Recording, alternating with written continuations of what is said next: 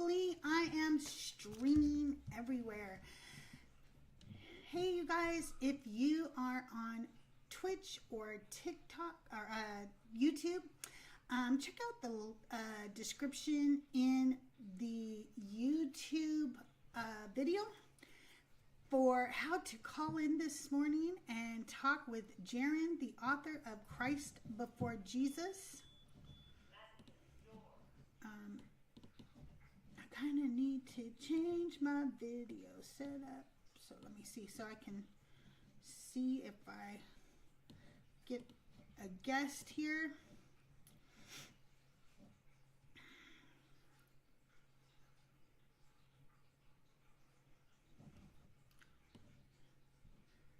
Good morning, Jaaron. Are you able to request up or do I have to click? Oh, there we go. I see you now. I see you now. Good morning. Good morning. How's it going? Good. How are you? Well, I guess it's morning for you, I guess, but afternoon for me. Yeah, it is still morning. Well, you know, it's 11, so I don't know. Is that morning? I don't know.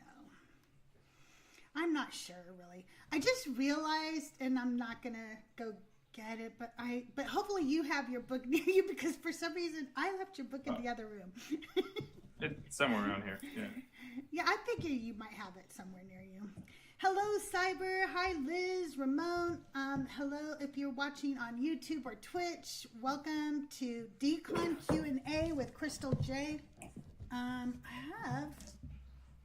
I think Matthew's in here too. Oh, hey, Matthew. Okay. He might request up there. Okay. That will be fine. That would be really cool. Okay, let me see. It says I have another one. 2 viewers are requesting up. Oh. How do I manage this? Oh, there we go. Celine, I'll have you up in a minute. We are going to start by me playing a little game here with Jaaron and asking him some questions myself. And then once we get some more people in, I'll start accepting guests up to ask their questions, okay? So I have to ask you a question that I went on a panel, somebody went on Dugald's panel and they said they sounded just like me, but she was a hardcore Trump supporter.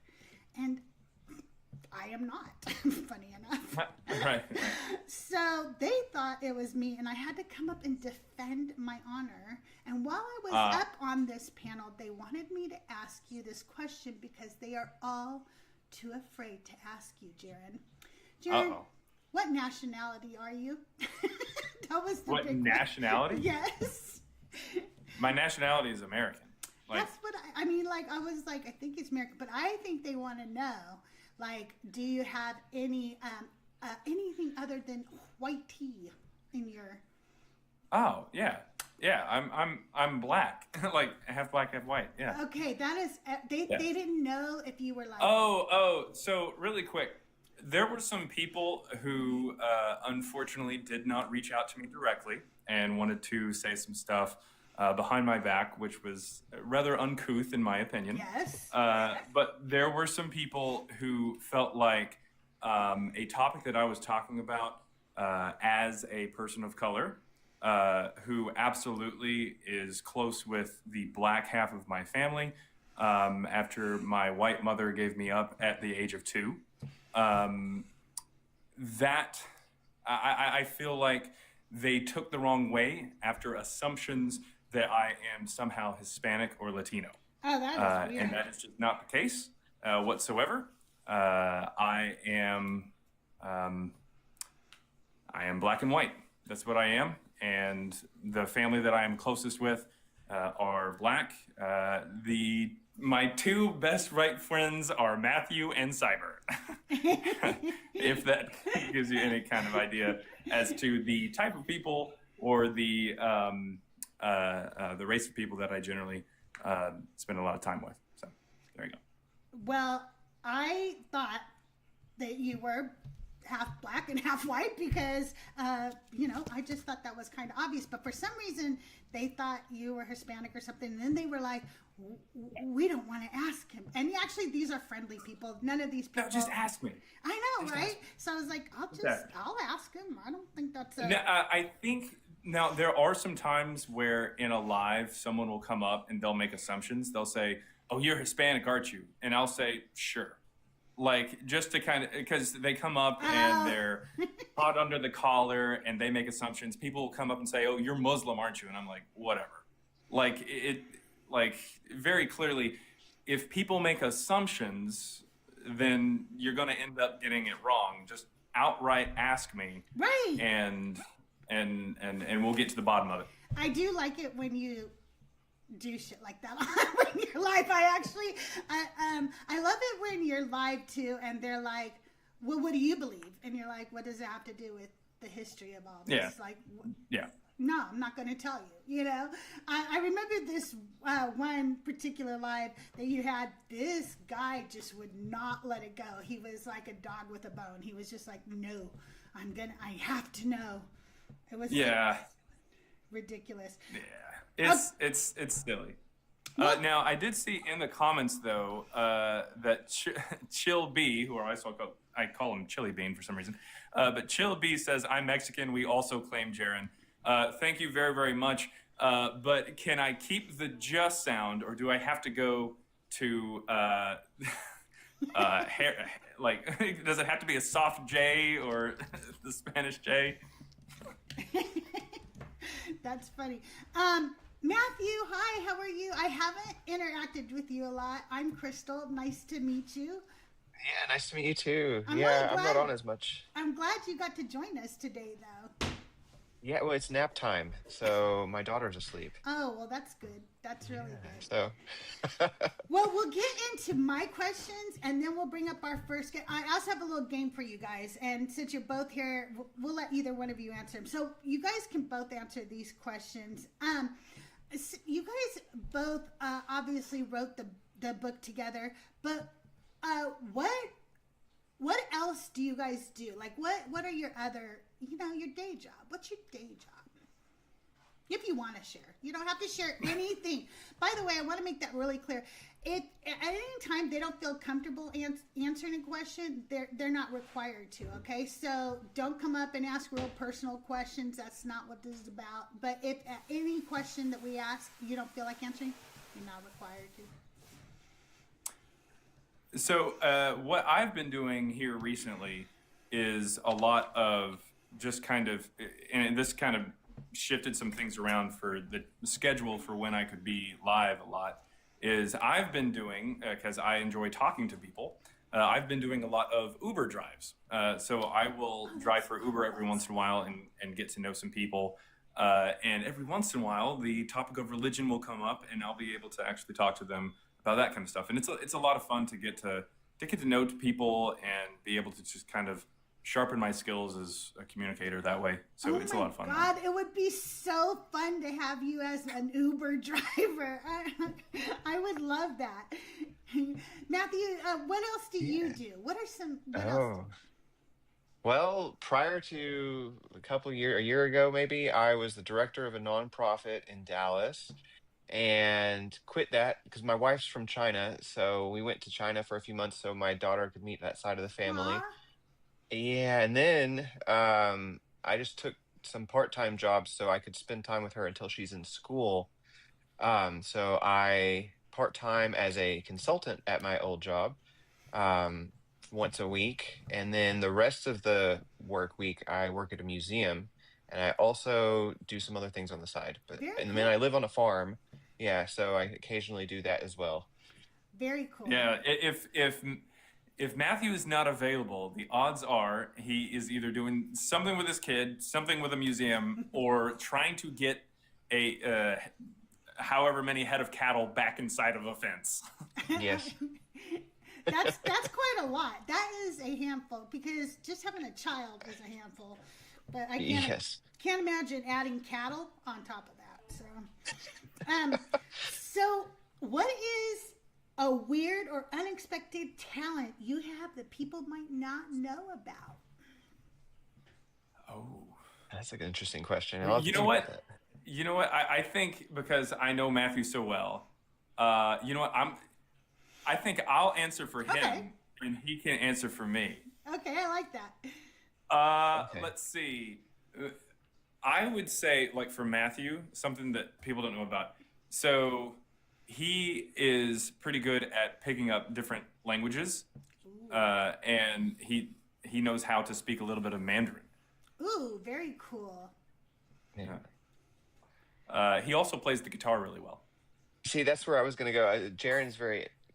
With Jaaron is Jaaron can play multiple instruments, and also has some pretty good skills in audio editing and video editing. That kind of stuff, yeah. And you may not know as well, he also formatted our book, so he has formatting skills. Ooh, I like Oh that. gosh. And by the So way, if there's any errors in there, Well, so, You well, know, no, I didn't say what- editing, just the formatting, you know. that's cool. Very cool. and we were also both of us were in a band back in the day. We were in Together? a band. Yeah, yeah, Oh my a God. rock band. How Yeah. cool! We shared the same stage one day with Bowling for Soup, if you know. Yeah. Oh wow! And 38 Special. Wow! 38 Special. Hey, Yeah. thank you guys for the gifts. I really appreciate it. Make sure you guys gift my guests too. That is really cool. I did not know that. Do you guys have like any of your music anywhere that we can listen? Yeah, I'm sure it's somewhere out there. It's one of those things that, oh man, you're almost embarrassed about because we were kind of sort of, I guess you could call us a Christian rock band. It was back when we were in high school, and so yeah, If you look around on YouTube, you'll find it. yeah, That's you'll really find cool. it eventually. Hey, Mezzo Raid and Joel Raiders, thank you guys for coming in. It's Mezzo, but I know Joel was there too. Thank you guys for coming in. Sit tight, and we'll get to your questions in just a minute. And we're just doing a little Q&A really quick with me, and then we'll get to your questions. That's really cool. Okay, if you could swap lives with any historical figure for one day, who would it be and why?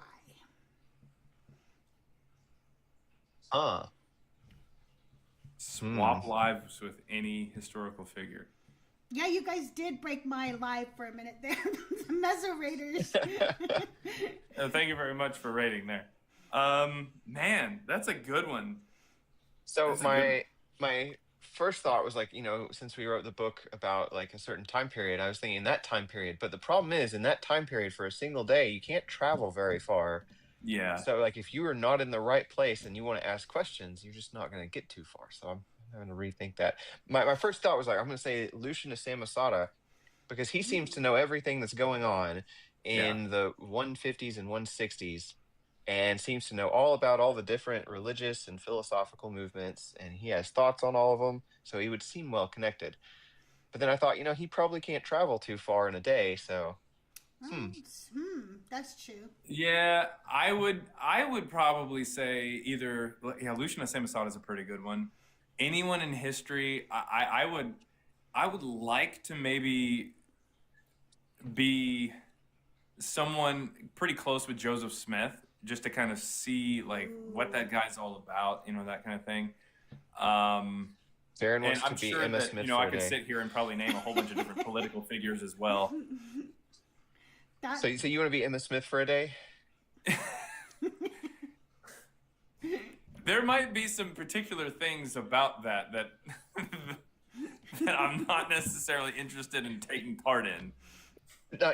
Actually, I think Oliver Cowdery would be an interesting one. if you Oliver were to think Cowdery, Oliver Cowdery would be good. Or David Rigdon. Whitmer or something. Yeah. Yeah. Okay, wait. Who is Oliver?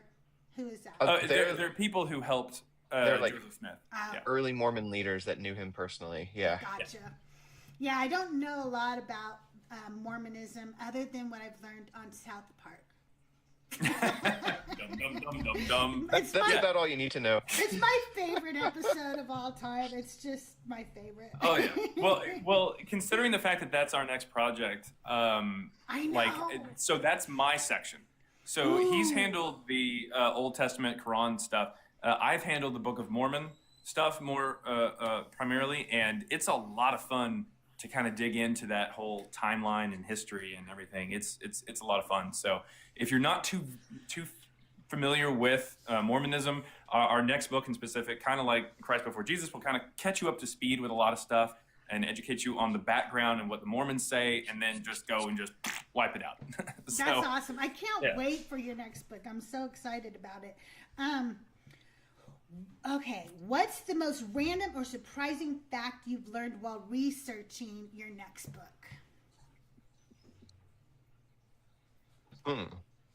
The most the most interesting thing? Yeah, or surprising. Or surprising, interesting, something that you were like, oh, I think for me, finding out that George Washington is basically quoted in the Book of Mormon was really interesting. What? A lot. Yeah. That is wild. Yeah. There's this letter from George Washington to somebody in Canada, and they just like took bits and pieces and stuck it in here and there, and finding that, because you hear like, oh, they took it from other sources, but that's not a source I would have ever thought. That is wild. So the hill that Joseph Smith said that he dug up the golden plates in was called Cumorah, and the angel that told him to go over there to find them was an angel called Moroni. And Joseph Smith was very infatuated with pirates growing up, like buried treasure, that kind of thing. Yeah. And there was a story that the one pirate who we know actually buried treasure is Captain Kidd. And Captain Kidd was said to have started his life of piracy on an island called Cumorah, the Cumorah Islands. And in the Cumorah Islands, their capital is Moroni. Joseph Smith was not very original. I did learn that. He literally wasn't. Because doesn't he use some of his own family's names in the Book of Mormon? Yeah, he's not. Yes. He just was like, let's go with Betty. No, I don't know. But it's just like I always liked my cousin Betty. It's an interesting thing to kind of see come together, which is why I really enjoy looking at it. But it's at the end of the day, it is kind of sad that people fall for it, but it's still an interesting part of almost just it's Americana, it's American history, to some extent. So it's interesting. Evan said some called the island Captain Kidd Rock. Oh, no, Evan. That's disgusting. Oh, you guys, if you're hearing background noise right now, Doug is not doing construction. That would be my daughter getting up to make her latte for the morning. And I happen to be right next to the kitchen. So she just needs to make that real quick. You'll probably hear the grinding of the beans in a second and then the espresso machine.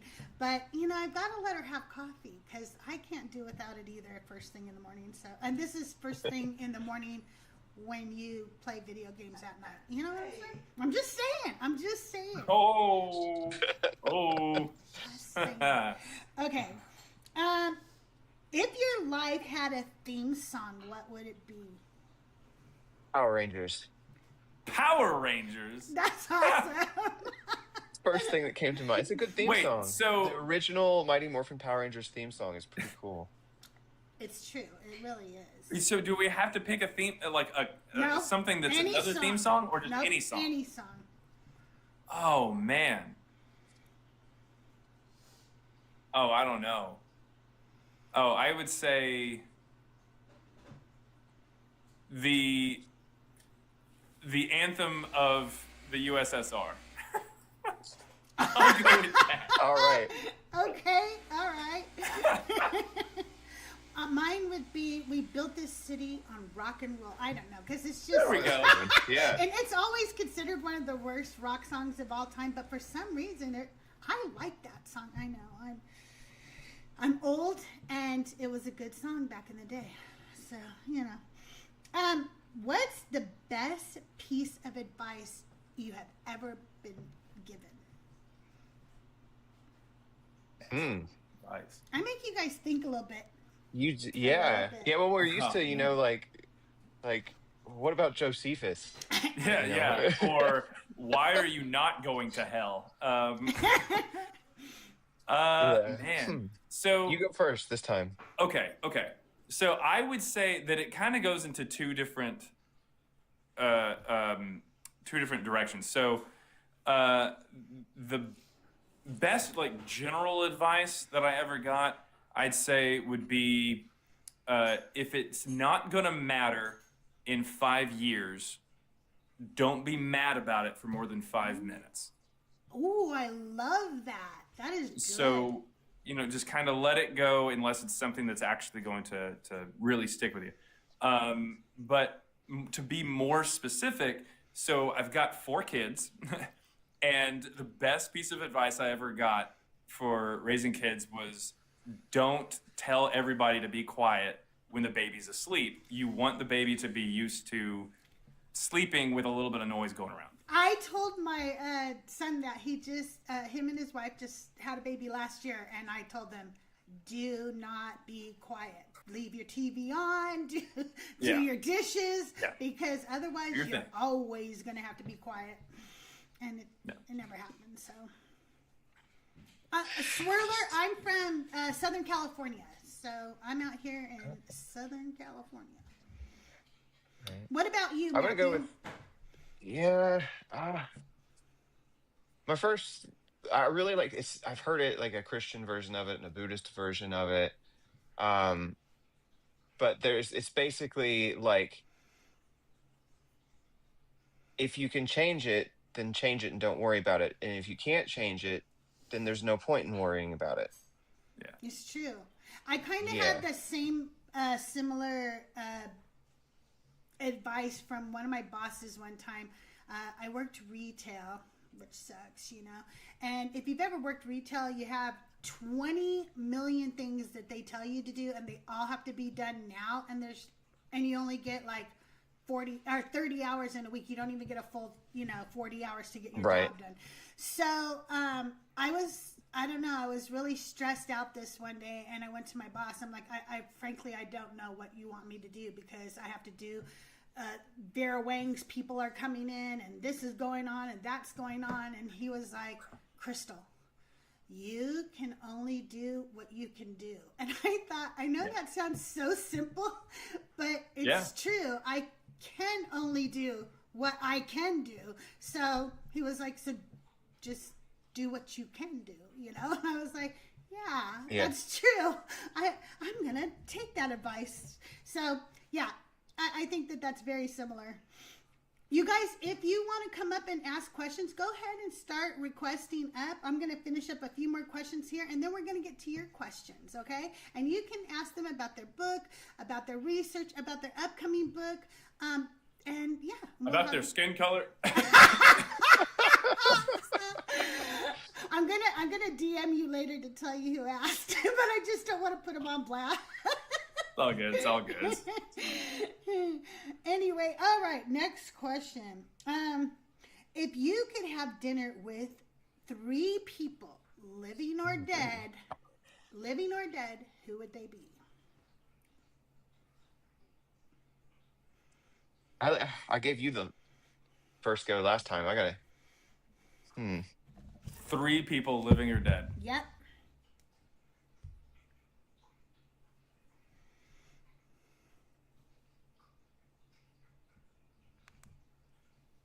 Does Jaaron count? Yeah. Jaaron 3 times, please. They really full tonight. Man. Okay. I'm a nice lady. I'm just saying. And I can cook. There you go. Okay. I've got mine. You got some? Okay. I've got mine. Let's hear him, because I'm still thinking. First off, we got FDR. Ooh. I'd like to just kind of sit with him, talk about politics with him. The next one would be Marcion from the 2nd century, because he's got the first published gospel, and I like to hear his take on Christianity and that kind of thing, and what he has to deal with from other people, talking so much crap about him. The third one, I would probably say, and this is a little out of left field and would take forever for me to explain, but Santa Anna, General Antonio de Lopez Santa Anna, Santa de Lopez. So from the Alamo fame, Yeah. you know, that kind of, the president of Mexico. Yeah. I'd like to kind of hear his take on stuff, because growing up in Texas, we hear a bunch of Texas history, and it's very much a kind of a, for lack of a better term, kind of whitewashed kind of, you know, the victors write history kind of thing. And so I'd like to kind of hear his take as to why he was so concerned about these people kind of rebelling and everything like that there in Mexico, or Texas, which was once in Mexico. So Yeah, for sure. We have a whole town named for him out here, Santa Ana. Yes. Yep. Yes. That would be really cool. Did you come up with anything? Yeah, well, I'm trying to think. I'm just going to pick some maybe a little bit more obscure ones. So I'm going to say one, former Chinese president Deng Xiaoping, because my wife was actually born in an adjacent town to him. Ooh. And he actually had, like, that was before they really standardized the TV dialects and stuff in China. And so he's got a very similar accent to my in-laws. So I might actually be able to understand him some. But it'd be kind of cool to see somebody who's, you know, fancy kind of, but also in that same area that my wife came from, in this really rural area. Another one, I'm going to say Pliny the Younger, similar for reasons that like Jaaron said, because he has that first testimony to early Christianity. And I think, you know, being able to ask, like, well, what did you actually see? What didn't you see? That's going to be a really eye-opening question. And then another one, I almost want to say Plato, because I want to know what he wrote and what he didn't. We ran Plato, and this is not, may make it into our next book. It's just like a side note, but it doesn't look like what people think was all written by Plato was all written by Plato. It's just like roughly half of it. So I think that would be interesting. And there's a claim that Plato took from Moses. So I want to see if he knows if Moses existed or not. As in, like, did he actually have Moses as a source, or is he like, who is that?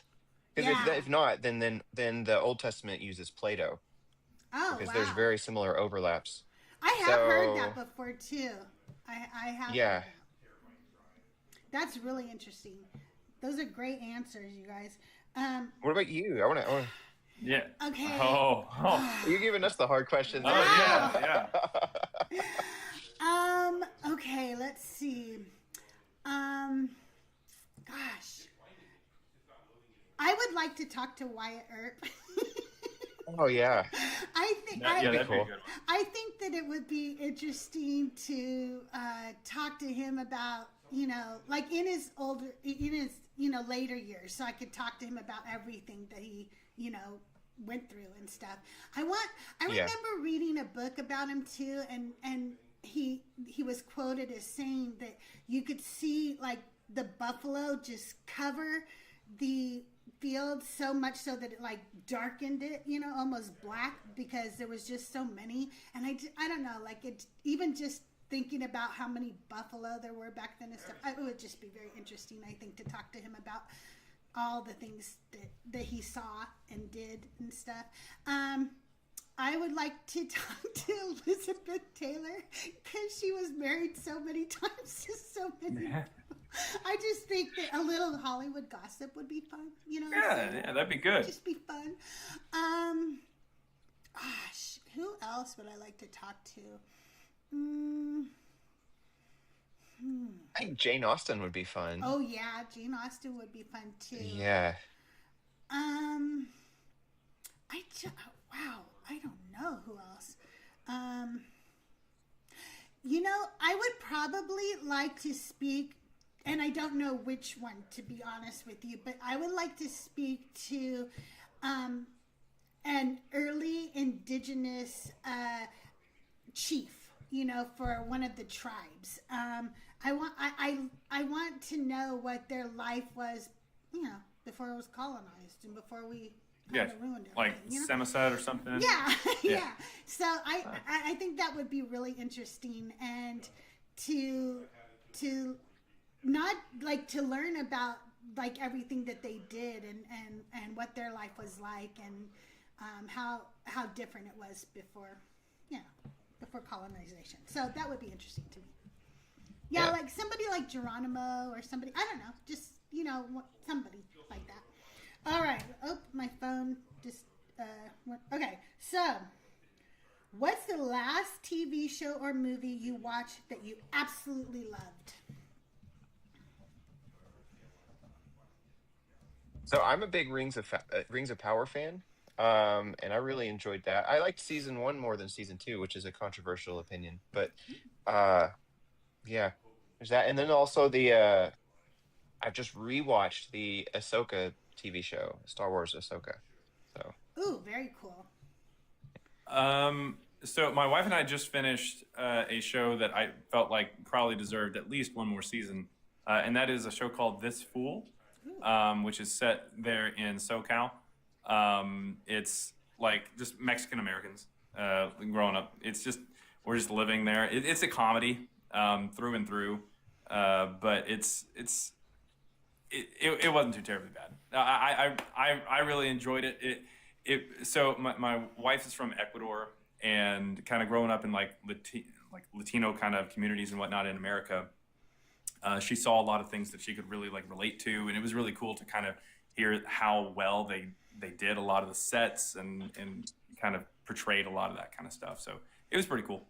So This Fool is okay. I'm gonna have to check that out. I haven't heard of that one. That sounds good.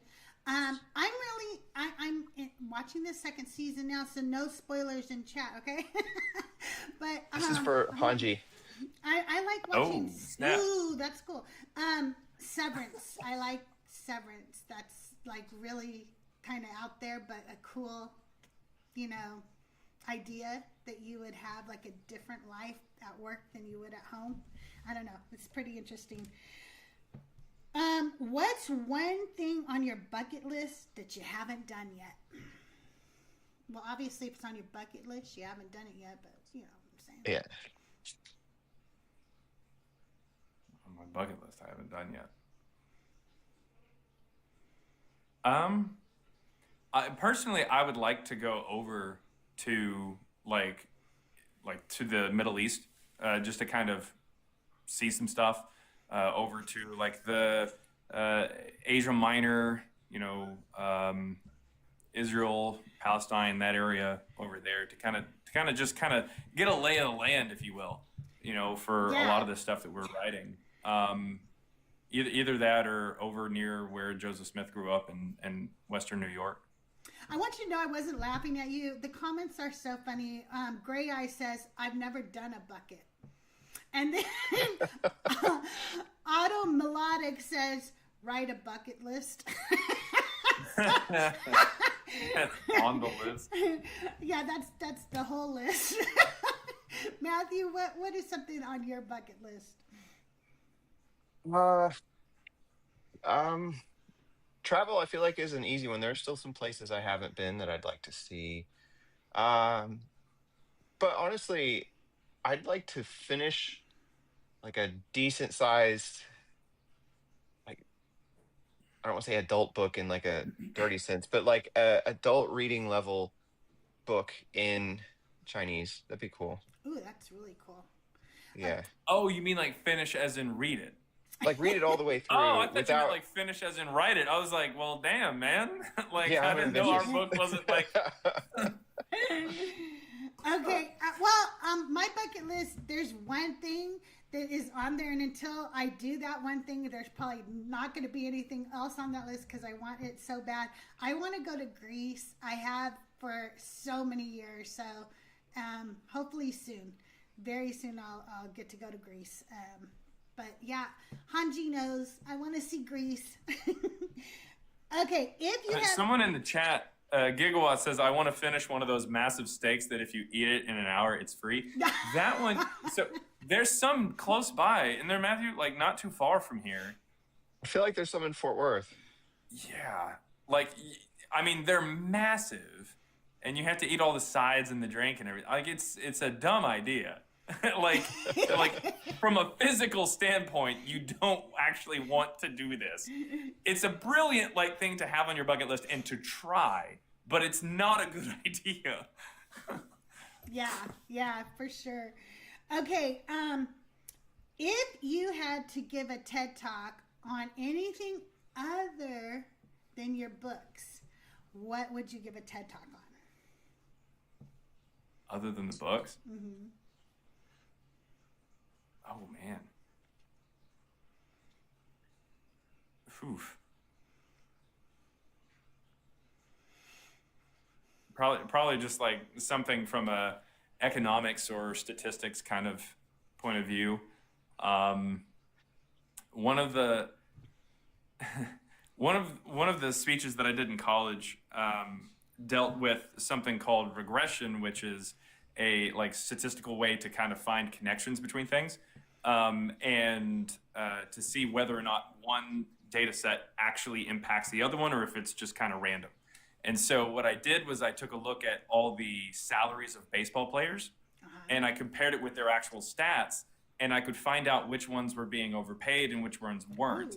And so it'd be fun to kind of do like a TED Talk on like whether or not your CEO or your different executives and stuff like that are actually paid what you think that they're worth. That would be really good. That would be really good.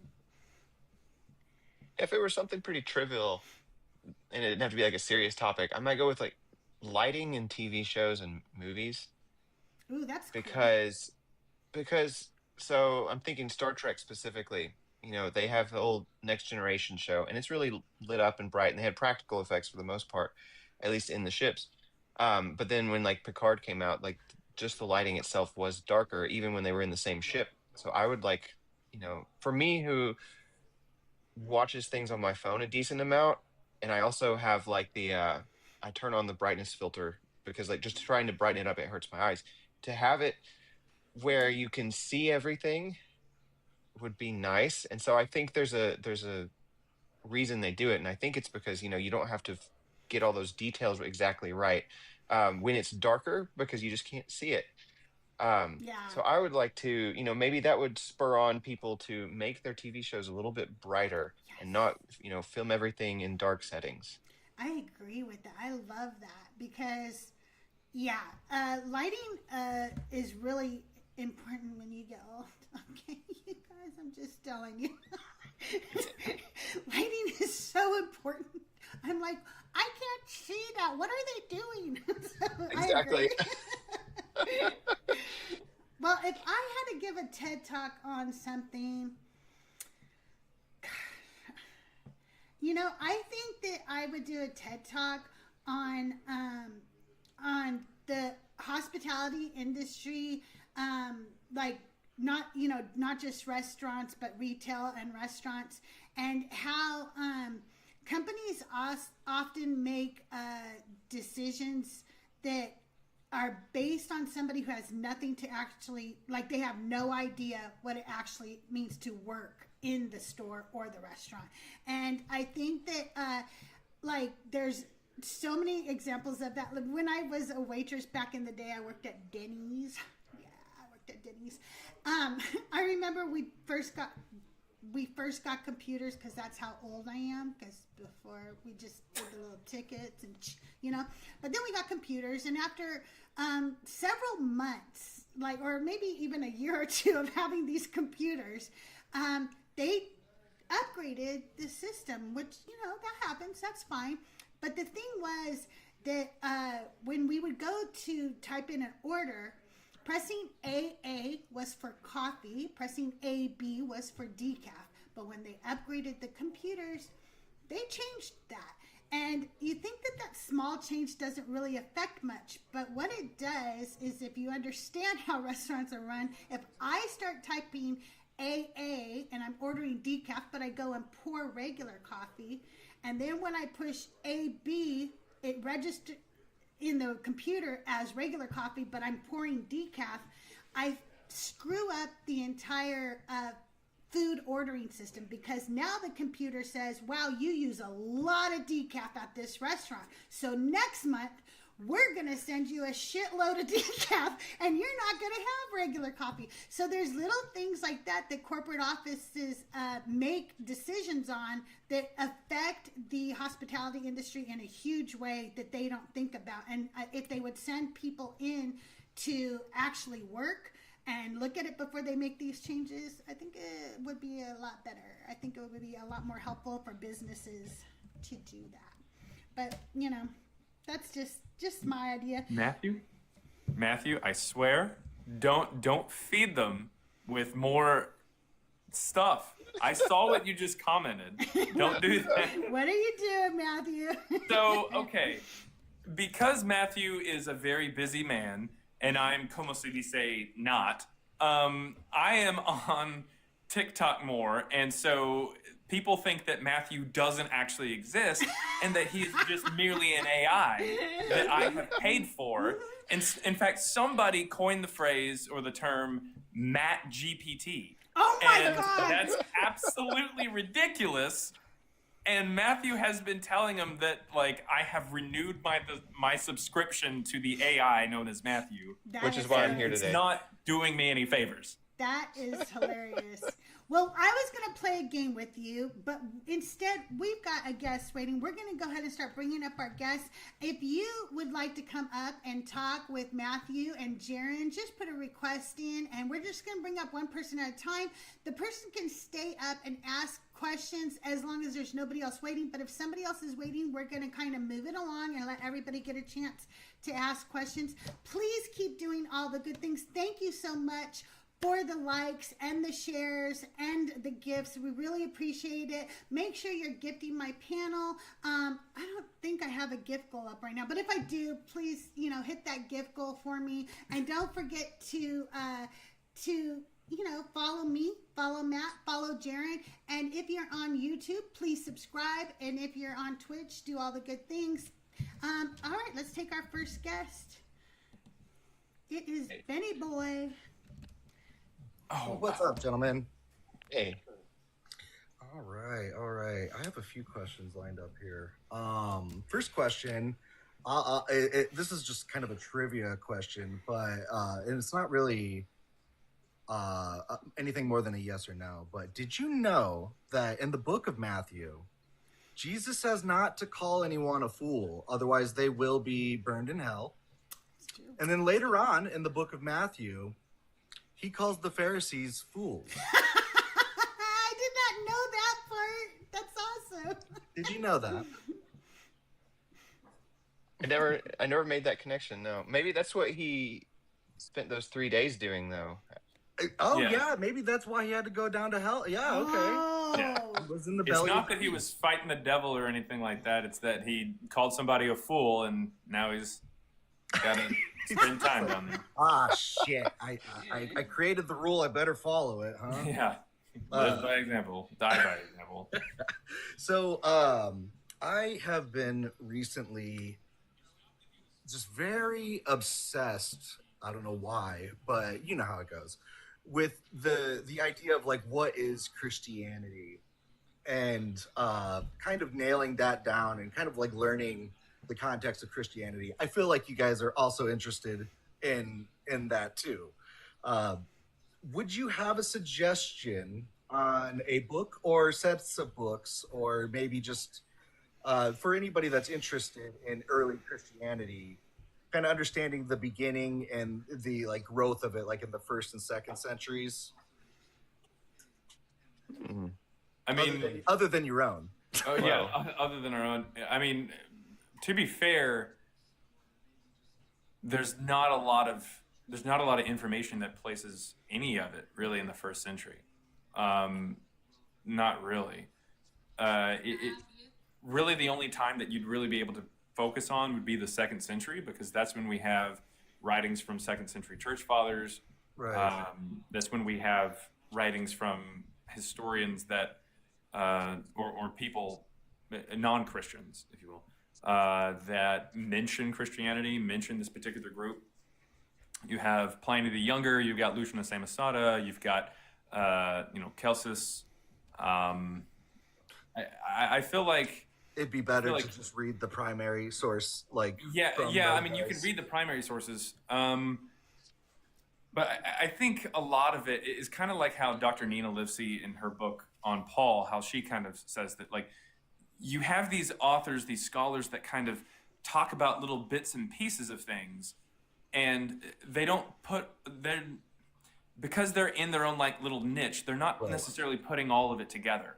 So if you're looking for a book that is saying, oh, hey, here is early Christianity, and you're looking for something from a scholar, chances are you're not going to get one too terribly much. You're going to get a scholar who talks a little bit about like some Pauline epistles, or a little bit about Marcion, or a little bit about the church fathers. Right, in the like century. the effect, and you got to kind of all put it together anti-Judaism yourself. or something.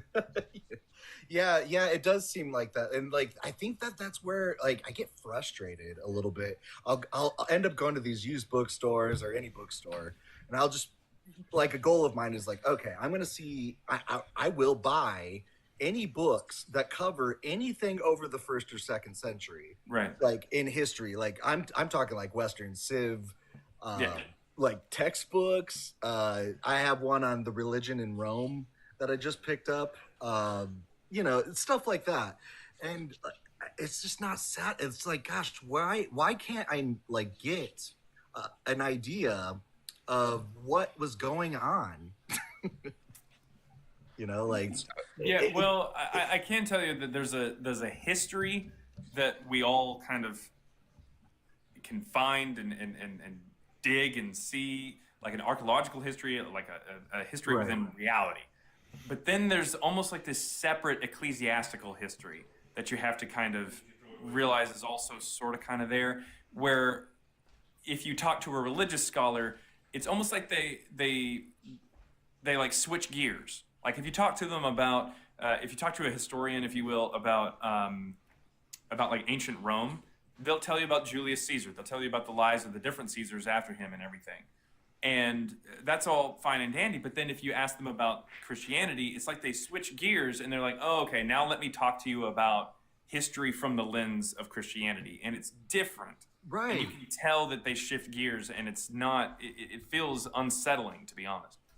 And like when I was getting my I have a bachelor's in history, so like we learned historiography, where it's kind of separating out, because you have the truth, then you have accounts, basically like what really happened, and then accounts of what happened. Yeah. So it's trying to parse out the truth from those accounts, and there just doesn't seem to be much. Matthew, did you have any books? I saw you grab something. Do I have any books?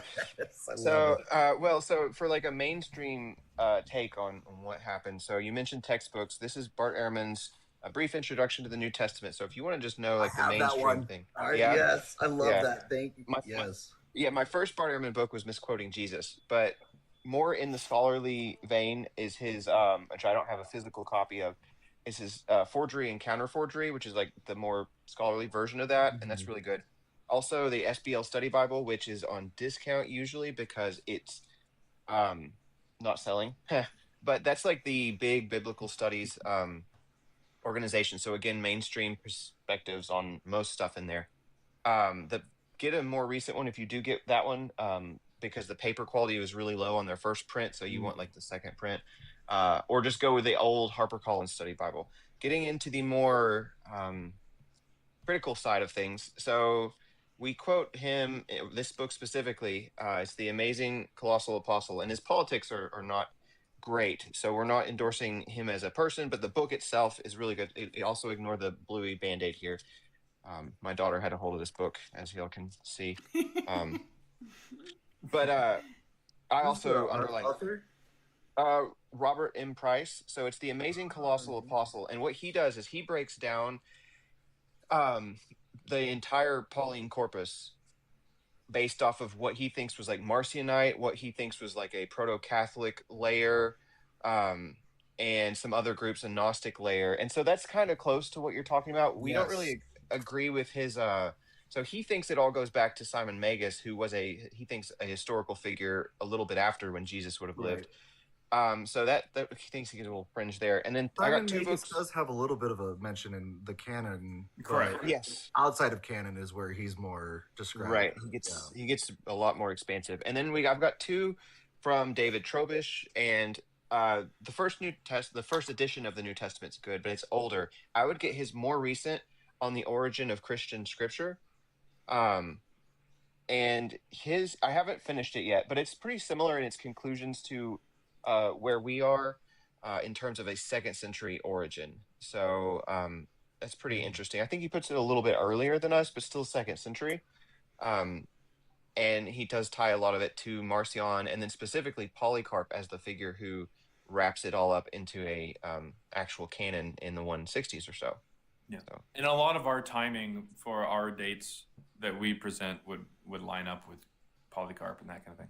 Hey, you guys, we're lagging a little bit on TikTok. If you're having issues with the lag on TikTok, don't forget I am live on YouTube and Twitch. The links are in my bio, so if you have one of those and you want to head over there, I don't think that those are lagging as bad as TikTok is right now. But, Benny, if you have one more question, go ahead. But after that, I'm going to bring up a new guest, and then you can come back if there's no guests. You know, you can always come back. I was going to say, I could pick these guys' brain forever. I know. So what's your take on something like the Council of Jerusalem then? And the historicity of that? Like, you know, it's said to have taken place in 48 through 50, you know, but we don't really have much that we can go off of, do we? No, we don't. No, so you've got Acts and you've got Paul, and Paul doesn't specifically call it a council, because they assume what he's talking about in Galatians is that council, but that's kind of, you know, trying to justify what you read in Acts with Paul's letters. And so you get it described in Acts, but then other than that, unless you really want that Galatians thing to be the Council of Jerusalem, there's no council. And if you look at the list of councils, even on Wikipedia, I think it's the Council of Jerusalem's the first like Christian council, and then they have one supposedly I think in the next one is like in the 150s or something is the next attested one, which is really suspicious. But then if you think about it, if Marcion was a problem and he published in the 140s, having a council in 150s to address it makes a lot of sense. And then we don't have a lot of documentation for that one either, but there are claims that it happened. So, and it was in Rome, I think. So do you think, okay, so this is just tacking on one last thing, just because I think it's all interesting. Have you heard of the Herculaneum papyri? Which one is that one? So the Herculaneum papyri was a library that was burned in Mount Vesuvius. That's the one. Okay, that's that one. Yeah, and they're doing the like X-ray chromatography or whatever on it, and they're like they're digitally unwrapping these like scrolls that are pretty much just logs of carbon. And do you think there's going to be anything that's going to be revealed in that collection? From what they've seen so far, it's just a bunch of like philosophy stuff, which is fine. You know, like Epicurean. Yeah. But I remember actually taking a look at that, you know, and taking a look at like the most recent article that came out on that, and Matthew turned to me and said, "Hey, you know, if there is anything at all that's going to go against our theory, it would be something like this, right? Because it's something that we don't have." Because the things that we have right now point to a second century origin for Christianity. When you peel back layers upon layers of revisionism and whitewashing, retconning, and just biased propaganda. When you peel back those things, we see a second century origin for Christianity, or at least the stories of Jesus, or the Gospels and everything, like the composition of the New Testament. But if there was something that we just don't have yet, or at least we don't know that we have yet, that could really be a game changer. Right. It's kind of exciting though, right? Like, wouldn't you agree? Yeah. Like, you know, if something does come out, you know, like something akin to the Nag Hammadi Codex or, you know, like that kind of discovery would just be so awesome in our time, especially right now when like the iron's kind of hot. So I don't know. I just wanted to hear you guys' thoughts on those things. Yeah, I might come back up and ask a few more questions. I appreciate Benny, everything thank you guys you for coming up. Yeah, We thanks for coming appreciate up. you guys. Thank you Make for sure everything you do. Yeah, right. Thank you. If you guys don't know, Benny is the puppet master behind the Deconstruction Junction Discord. So make sure you are joining our Discord. The link is in my bio. It's absolutely free, and we have great creators in the Discord, like myself, like Jaaron. Benny is the main guy over there. But join us over on the Discord. You guys, we do have 720 something people in here. If you could get to tapping that screen, get me to 50,000 likes as soon as possible. Benny, I'm going to go ahead and drop you down, bring up our next guest, and we're going to bring up Shake. You guys, thank you so much for all the gifts, for all the shares, for all the likes. Don't forget, if you can, send the heart me's, the team bracelets. Those really help with the algorithm. Shake, how are you doing today? Oh, I'm great. Always great. How are y'all? Doing great. Don't forget, if you're having lag, I'm live on YouTube. I am CrystalJae. Okay, Shake, what do you have for us? And you can ask as many questions as you like. You guys, the guest box is open. I see a bunch of you out there. Request up and come and ask the guys some questions. Okay, I only had one question that was kind of on my mind. Mainly this may be directed towards CBJ. The idea of Christus Serapis, what was the motivation behind the proliferation of that deity and it propositioning this Christian religion? Was it political? Was it nationalism? Was it just because Israelites that were in Rome trying to create a new ideology? Intent is hard to prove. It's very hard to prove.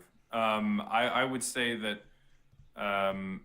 it's just my guess, and this is speculation. My guess is that Marcion was probably pretty well aware as to the Jewish people who were in his area, post Bar Kokhba and everything like that in the 130s, as they were leaving Judea, fleeing Judea, unfortunately. Right. And I feel like that idea just kind of swirls around. You get more Hellenistic Jews whenever they leave the area and start incorporating some of their beliefs and mixing and mashing them with different things in the area. We see the Therapeutai. They were a group, like a Jewish cult that was pretty Hellenized there in Alexandria, going back into the 1st century BCE. We see the Hypsisterians around the turn of the 2nd century CE.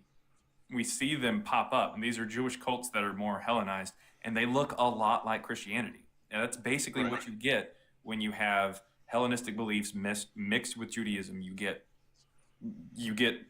Christianity, or something that looks a lot similar to it. So it's no surprise that Christianity looks the way that it is. It's no surprise that there's multiple times that there's potential mentions of this group, the Hypsisterians, in the text. There's no surprise that Epiphanius, who was a 4th century church historian, mentioned that the Therapeutai was an early group of Christian monks because they looked like Christians so much to him that they even convinced him that they were Christians. Like, that's just kind of how things go. I don't think it's necessarily nefarious and intent or nationalistic. It could be, but I just don't think so. And I think that just the worship of Serapis just kind of mixed in with these Jewish beliefs, and that's what you end up getting is So essentially it's like just refugees trying to create a community, and they were revolting against the Roman Empire. Yeah, I mean, if you are someone who believes in a particular religion, and you are seeing that the people who also believe this, the rest of your Jewish brethren, are being unalived and ran out of Judea, this province that was once more or less kind of your own province, and you're seeing your people and even your language, Hebrew, more or less borderline go extinct, you might feel like the way to preserve it is to more or less teach other people and have it blend in with the surrounding beliefs around the area, because that's the best way to preserve a belief, is to just let it evolve with something else. Huh. Interesting. Okay. Yeah, Well, that makes a lot of sense. The belief in Yahweh in specific, it lives on in Christianity. Yes, of course, the Jews are still here, but Christianity far outnumbers the Jewish population on the planet today, and it did back then pretty quickly as well. Okay. Did you have anything else, Shay? Okay, well, that's all I had to ask. I appreciate that. That makes a whole lot of sense. Well, thank you for coming up. I really No, appreciate I'm good. I have bad connection out here, so I don't want to hold y'all. Appreciate the conversation. Thank you. We really appreciate you, Shake. You're always a great support. You guys give a big W in the chat for Shake. We have a op who wants to come up and prove God, even though that's not the discussion today. So, do you want me to bring up the op and we could talk to him, or should we move on? If you've got some people who... Oh, go ahead, Matthew. It's your live. It depends on which direction you want to take it. Let's see what he has to say, and if as long as he isn't too... Oh, they're saying move on in chat. Catholic, if you want to come up and ask them a question, you can come up. If not, I'm going to move on to go back to Benny. Oh, we have somebody else. Hale would like to come up. Catholic, did you want to ask a question? Or because this is not a debate today, and I'm sure Jaaron's going to be live later at some time, and you can go up and talk to him sometime. Or Cyber Deconstruction goes live and does debates. Joyful will be live tomorrow night if you want to do a debate. But yeah, this is kind of a Q&A. So did you have a question? Let me know in chat. If not, I'm going to go on with Hale right now. Hale, can I get your age for TikTok purposes? Yeah, I'm 37. Okay. What question did you have for the gentleman? Yeah, about when you say you're deconstructing, correct? That's what you're kind of talking about up here? No, these are authors of the book Christ Before Jesus, and we're doing a Q&A with them today. Oh, yeah. So when you have this position, what are you looking to, what are you reading when you're, kind of going against what common Christian beliefs are? Are you reading, how many books, for instance, in the Old Testament have you went over? In the Old Testament? So the Old Testament's our next book. We ran stylometric analysis on the New Testament and many other books in Greek. But in terms of books, we did go over books a little bit ago. The SBL Study Bible is pretty good if you don't mind really thin paper. We had some books by David Trobish over here. I had The Amazing Colossal Apostle, which is pretty good for Paul. And we've got Bart Ehrman's Misquoting Jesus, and then his textbook, Brief Introduction to the New Testament. I've got more over there, including some by Dennis MacDonald. I had Nina Livesey's book, but I think Pool Vibes has that right now. Yeah, Pool Vibes has that one. So that's just a little bit of what we're reading. We mostly deal with primary sources, though, in Greek. And then, if we're talking about the New Testament, we're primarily looking at the New Testament, yeah. Okay, so but just to be clear, you haven't went over any of the Old Testament? We have, but not in the book that we already got out. Yeah, the last project that we had, Christ Before Jesus, that's a New Testament project. Okay, so have you went over, let's just talk New Testament then. Have you went over any of the way that the Bible itself was constructed, like any of the councils? Normally really quick, I'm pretty sure he's talking about Council of Nicaea kind of stuff. So that's what I thought. But that would be later than what we generally looked at. It's a little later than what we look at. We look at mostly around the 140s to 180s range when we think these texts were written. The analysis we do is basically this really big math formula. It's a distance formula, and it can show us when an author is similar to another one. And so we're able to see these authors actually look more similar to Christian authors in the 150s range and in the 2nd century and they never look like any of the Jewish authors writing in Greek in the 1st century. Right. Oh, so you went through the whole Septuagint? No, Well, we did that too, but that wasn't written by Christians. Yeah. I I'm mean, not the New saying it Testament. was. Well, right, yeah, but I mean, we did that. We ran that as well, and we broke down chapter by chapter. We did the New Testament chapter by chapter. We've broke it into different divisions. Like I'd mentioned in this other book, there's divisions in that book. We've broke it down by that. So yeah, and then we ran, non-canonical books. So like the parts of the Acts of Paul that we have. We've run the Gospel of Thomas. We've run various other texts like that, and then also non-religious texts like writings of Lucian of Samosata from that time period, and also going back the other direction. Yeah. Oh, so you're saying these are parables? Or is this kind of like a Caesar's Messiah type of thing? No, Caesar's Messiah is incorrect. The vast majority of what Joseph Atwill says is hogwash. Okay, well, where do you get that from? Because we can The prove it fact with that the the texts formula. show up later after the Judea is even a place, and Joseph Atwill, who produced his information in 2005, was not privy to the information that we have now, which redates a lot of this stuff. He also assumes that like the first, like the canonical Gospels all came out all in the 1st century, whereas we see the first published Gospel would have been Evangelion by Marcion in 144. A lot of the dating throws off his entire pitch. It doesn't really hold much So water. your whole concern is the writings.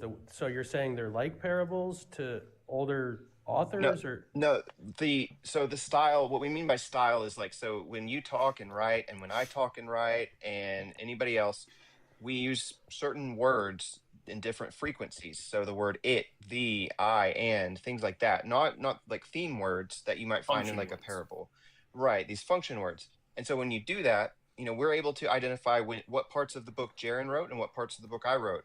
When we look at different other authors, we're able to see, who wrote this part, who wrote this part. And when we do that on the New Testament, we can see that the people that wrote the New Testament texts were living in the 140s, 150s, 160s, and none of them were living in the 30s, 40s, and 50s and 60s like the tradition would say.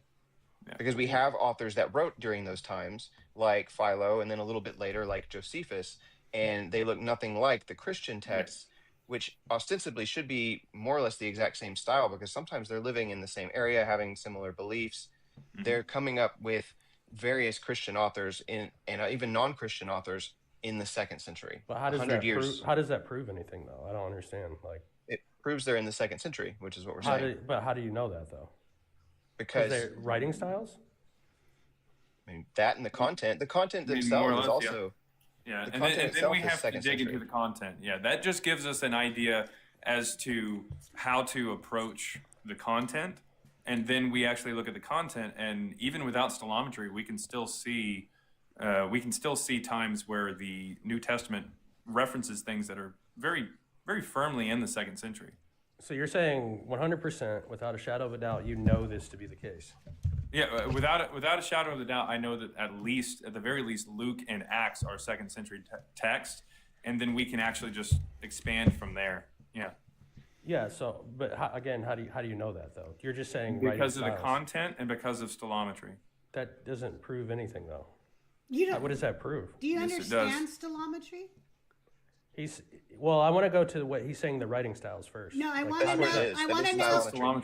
know if you understand stylometry. You can't sit here and say that doesn't prove anything if you don't even understand what they used. Okay. What's your definition of stylometry? No, well, let's hear it from you, and don't look it up. Just I'm tell asking, us right I'm now not since looking you're qualified.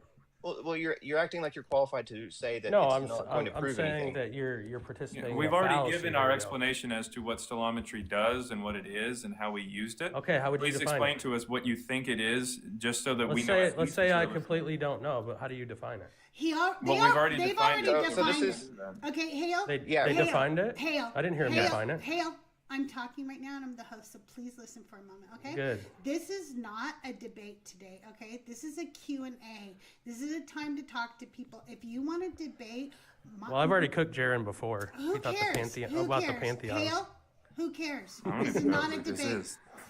Oh, you know who it is. People don't I ever. have no idea who you are. You couldn't prove the Pantheon. Okay, I'm talking, and you're I gonna. asked you to prove George Washington existed. You couldn't do it. Bye. Oh. He's gone. I'm not. I'm done. We have George Washington, Steve. I don't know who that guy is. They think that they're so memorable, but they don't realize that they all Yeah. sound alike after a while. You know. But- Just so everybody is aware, look, if someone comes up and gives like a really good argument for something, I'm probably going to remember that. If they make me like go and look up something, that's fine.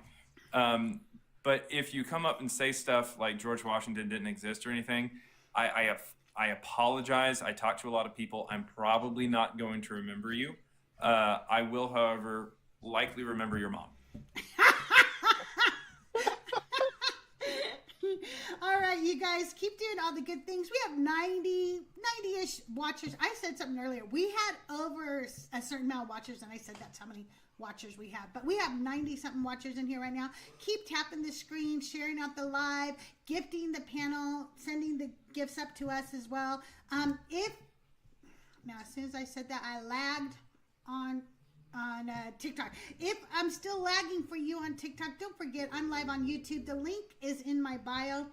We're going to bring up Liz next.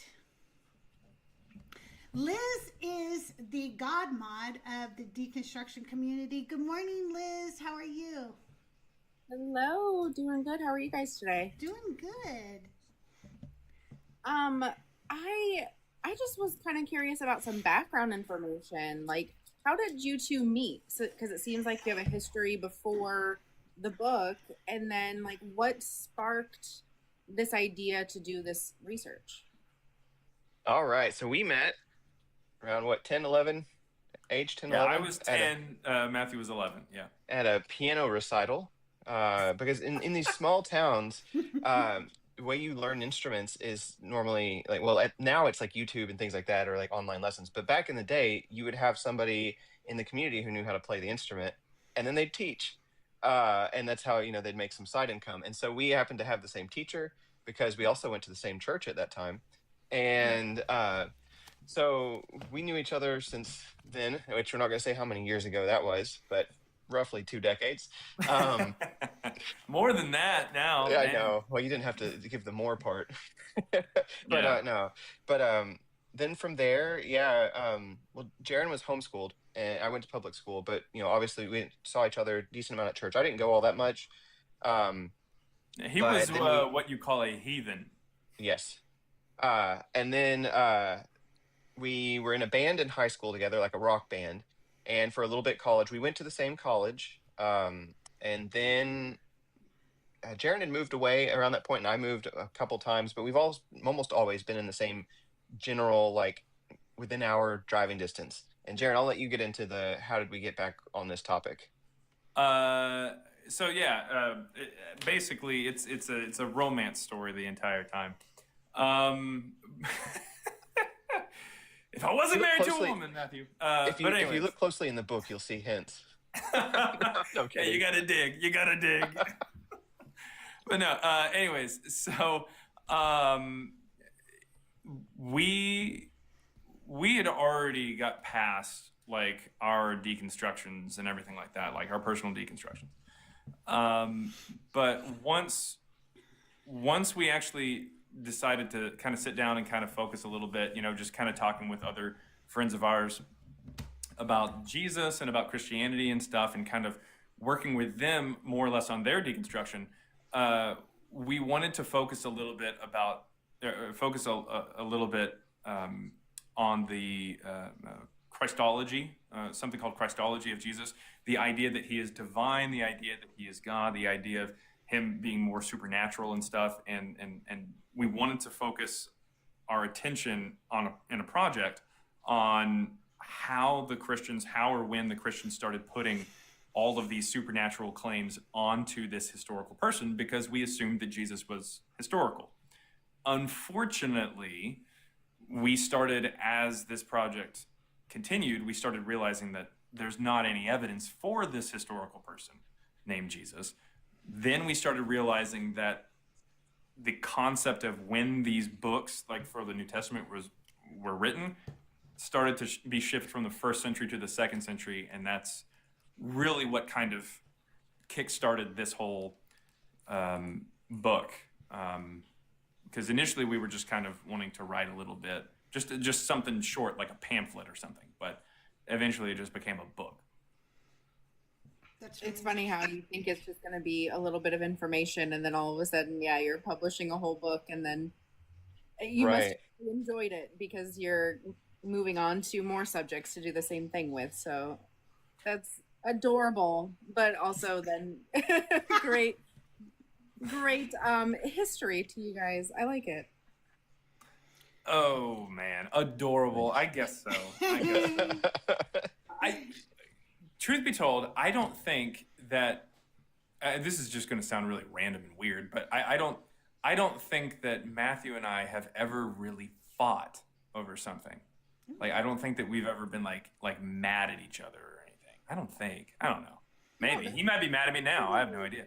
You seem pretty upset about the whole Matt GPT thing. I mean, that is more upset with people. How could you be mad at an AI though? Like, can you really have emotions about an AI?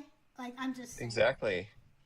And then the AI itself can't, have emotions. So that's, So there's that. Hey Liz, while you're up here, can you do a commercial for me? I'm in need of some subscriptions. Oh, yes, please. So, hey, y'all, thank you so much for coming in. We are at 42,000 likes.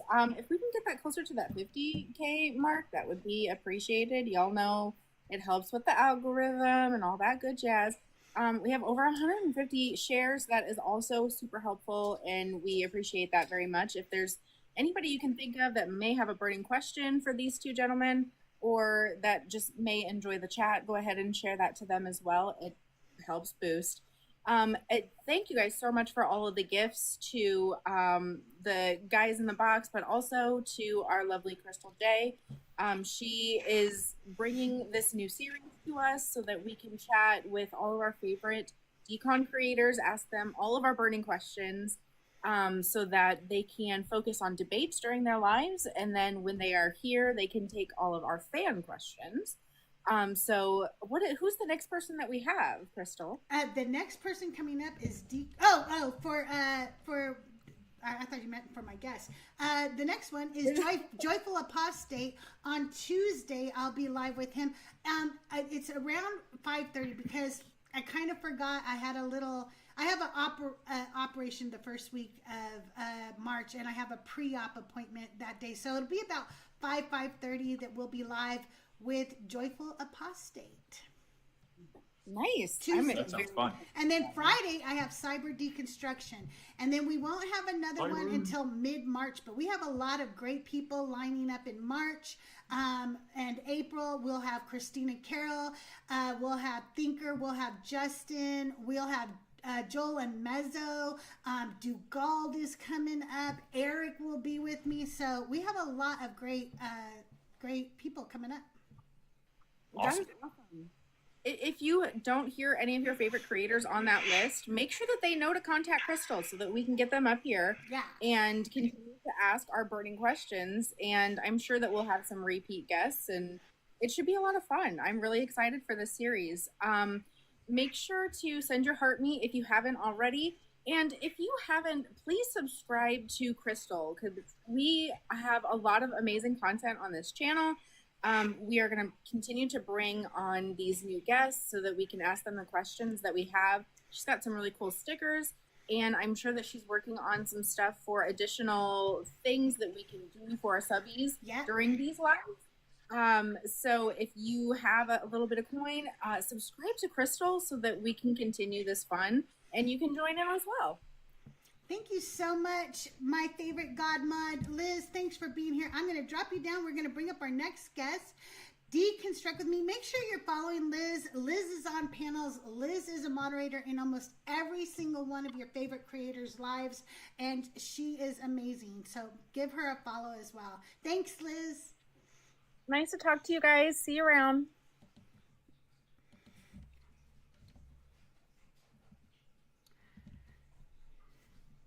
Tahir, how are you? Good. How's it going? Good. It's so good to talk to you, not just Yeah, chat. right? Not over text. Yeah. So hello to the panel. I didn't read the book, and hearing you talk about it, I'm super interested for sure.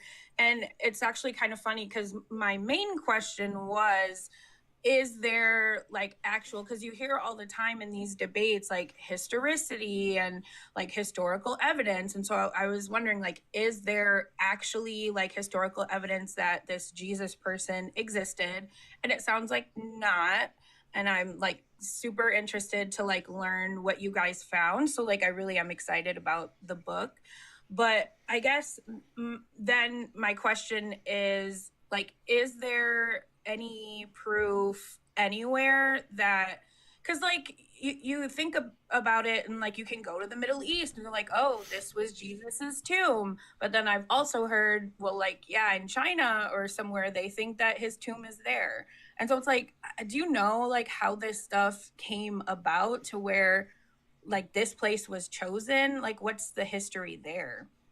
Yeah, so if you go over to Jerusalem, there are at the very least 3 different tombs that generally they'll take you to as the tomb of Jesus. The most popular one is called the Garden Tomb, and it is nearby a hill that in the 1800s, some Christian people were told that it was called Skull Hill, and they thought, oh, hey, maybe that's Golgotha or whatever. It's silly. Anyways, point is, this particular tomb is the most popular one. Like I said, it's called the Garden Tomb, and it was, I believe, discovered in 1864, I believe.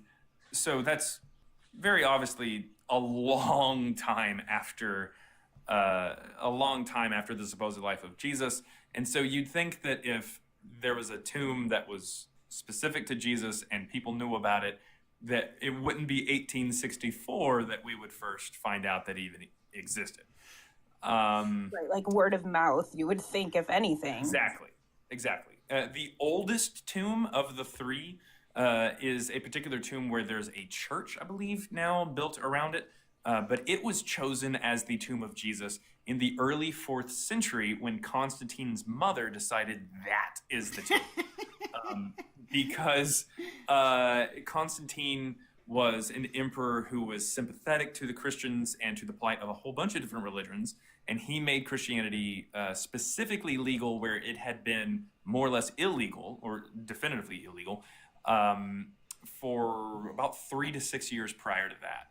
But not for very long, just about 3 to 6 years prior. And so Constantine not only made Christianity legal at that point, at roughly 312, he also made a lot of other religions legal too. But because Christianity kind of grew in power, and Constantine's mother was very sympathetic to the Christian side, and may have been Christian herself, she went over to like Israel or that area, I guess at the time Roman Palestina, and pointed to a lot of different things and said, oh, this is where Jesus was born, and this is where Jesus's tomb was, and stuff like that.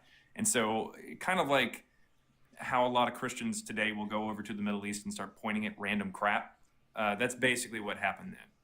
And so that's how we end up with these things. So there's not really any clear archaeological evidence for Jesus that goes to the 1st century. Not at all. Wow, that is really fascinating, because, I didn't know a lot about like that aspect of it. And so it's just literally another thing that like people are hanging their hat on with no proof. And that's just, it's mind-blowing what little like factual, evidentiary, anything people have where they stick to this religion. So, like with everything they've got. And I'm like, as I'm hanging around like the deconstruction community and like watching a lot of the debates and stuff, like it boils down to like feelings and people just not wanting to let it go and like confront like the truth of it all. Like it really doesn't come down to proof at all. Oh yeah, I mean the gentleman who was up here earlier, Hale, like for instance, when he came up, I don't know if you heard him talking to us or not, But we pretty clearly defined or explained what stellometry was and how we used it and how we came to our particular conclusions on the dating. And he just kind of decided that at a certain point, because he knew that he didn't know much about it and it sounded like he was getting more or less beat on this particular topic, and he was kind of losing that conversation or losing that debate or argument, that he just kind of started making assertions about how we don't know what we're talking about, or about stellometry, he doesn't know what it is, or he needs it defined in a different way and stuff, where very clearly he had it defined to him and he understood it for 5 minutes or so, and then all of a sudden he just decides, now I'm going to get emotional, now I'm going to start questioning things and flailing wildly. Yeah, the cognitive dissonance of it all, where like your brain is telling you like this doesn't track, it doesn't make sense, but you're just, I gotta ignore it and zero in on this other thing. And yeah, that's what it comes down to. But I really appreciate you taking the time to explain, some of the, like, how did we end up with, this is where this was. And like you said, literally just, well, we'll decide this is that. And it's fascinating, and I am looking forward to reading your book. Hey, Jaaron, why don't you hold up that book for a minute? I'll put you on the big screen. Let's make sure everybody. It'll probably be flipped. But yeah, Christ before Jesus here. There we go. It's flipped, but evidence for the 2nd century origins of Jesus. There we go. And it is available if you check it out on Amazon, Christ Before Jesus. There is an ebook. As long as you're here in America, it's $3 or $2.99. And there is a print version. There's an audiobook version. It's available on barnesandnoble.com, and it's available on Apple Books. And the audio. It's even available here on TikTok. The audio book. We got signed copies here on TikTok. Yeah. Oh yeah, I did get a signed copy from you. The audiobook version is Jaaron and Matthew reading it to you, so that's really cool. Ooh, that's enticing. That's for sure. Sign me up. All right, looking forward to it. Matthew, he had me read a particular chapter that had some Greek terms, and he's over there laughing. laughing. Greek sentence in it. It's like a whole sentence. I don't know Greek. I don't know Greek. So when I was reading this, oh man, it was awful. It was awful. But Hanji, who does know Greek, obviously, she told me that I did an okay job. So I will take that as a win. You never want to hear me try to pronounce anything in Hebrew. It's horrible. So you did really good, because I've listened to the audio. Evan did bring up that he does recommend the print version, as do I, because I originally had the audio version, but then I did get a print version because, you're going to want to, highlight things and take some notes and read it again, so right. I do recommend the print version, although I enjoyed the audio so much. So, well, Tahir, thank you for coming I'll do you one better. I'll do both. But that's what I did. That's what I did. Thank you so much, you guys. Well, you. Give it up for Tahir. Big W in the chat for Tahir, and we're gonna bring up our next guest, Deconstruct with me. How are you today? Okay, you guys, I just had to itch my nose, and then I'm always worried that it looks like I'm picking my nose on camera. Do you ever become self-conscious when you're on these lives? Wait, did that look wrong? Deconstruct with me, how are you? I'm doing good. Hey, Crystal, how are you? Good to see you. What do you have for us today? Yeah, Jaaron, good to see you, as always. And AI Matthew, finally get to see you.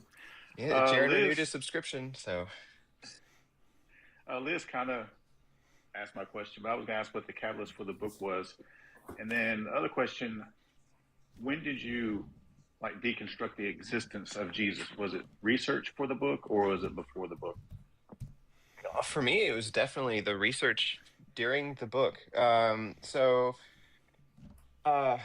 So my minor was in religious studies. So I came from a very mainstream scholarship perspective kind of background when I was looking at this stuff. And it was really for me starting with the Pauline letters. Because first thing we did once we got the thing up and running is we ran the whole text by like without splitting them up. And even when you run whole text, you can't get the 7 letters of authentic Paul in really any way you cut it. And I was like, well, that's not good because that means what I was taught is more or less just gonna have to be thrown out the window because it's just not right unless the software is wrong. But we've already proven it in our test studies and everything that we ran prior to that it works at like 96+% in this language, in this setting, etc. So when we got to the Paul thing, and then we figured out how to get past the synoptic problem of the Gospels looking so similar, it was more like, well, it's starting to look like a 2nd century creation, and then you get that far out and there's no even Christian scholars would generally agree, unless they buy into like the Shroud of Turin type of stuff, that there's no physical evidence for Jesus. And so you get to like the Josephus stuff, and that's really questionable at best. And then further, and the tropes just they match the literature at the time, they match the religious beliefs in other groups at the time. So for me, it was very much during the research process of the book for not only like the Jesus stuff, but the general perspective of how Christianity developed, that it changed in that process of writing it. Was that the same for you, Jaaron? Yes, I had assumed that Jesus was a real person until we were actually doing research on the project. Very interesting. And it had changed. Another one was Paul. It was pretty eye-opening to take someone who I felt like existed as well, which is Paul, and find that most likely he didn't exist either. So I think that was really eye-opening for me when I read your book too, because I knew, that obviously I was going to be reading about Jesus and the possibility that he might not have been real. But the more that I read your book about Paul, I was like, whoa, like, wait a minute. Yeah. That's what we went through, yeah. In fact, there's another author who we kind of met just to kind of shortly before our book came out. We met and kind of shared some stuff that we had found with him. His name is Kenneth Humphreys, and he has a book that's just aptly named "Jesus Never Existed."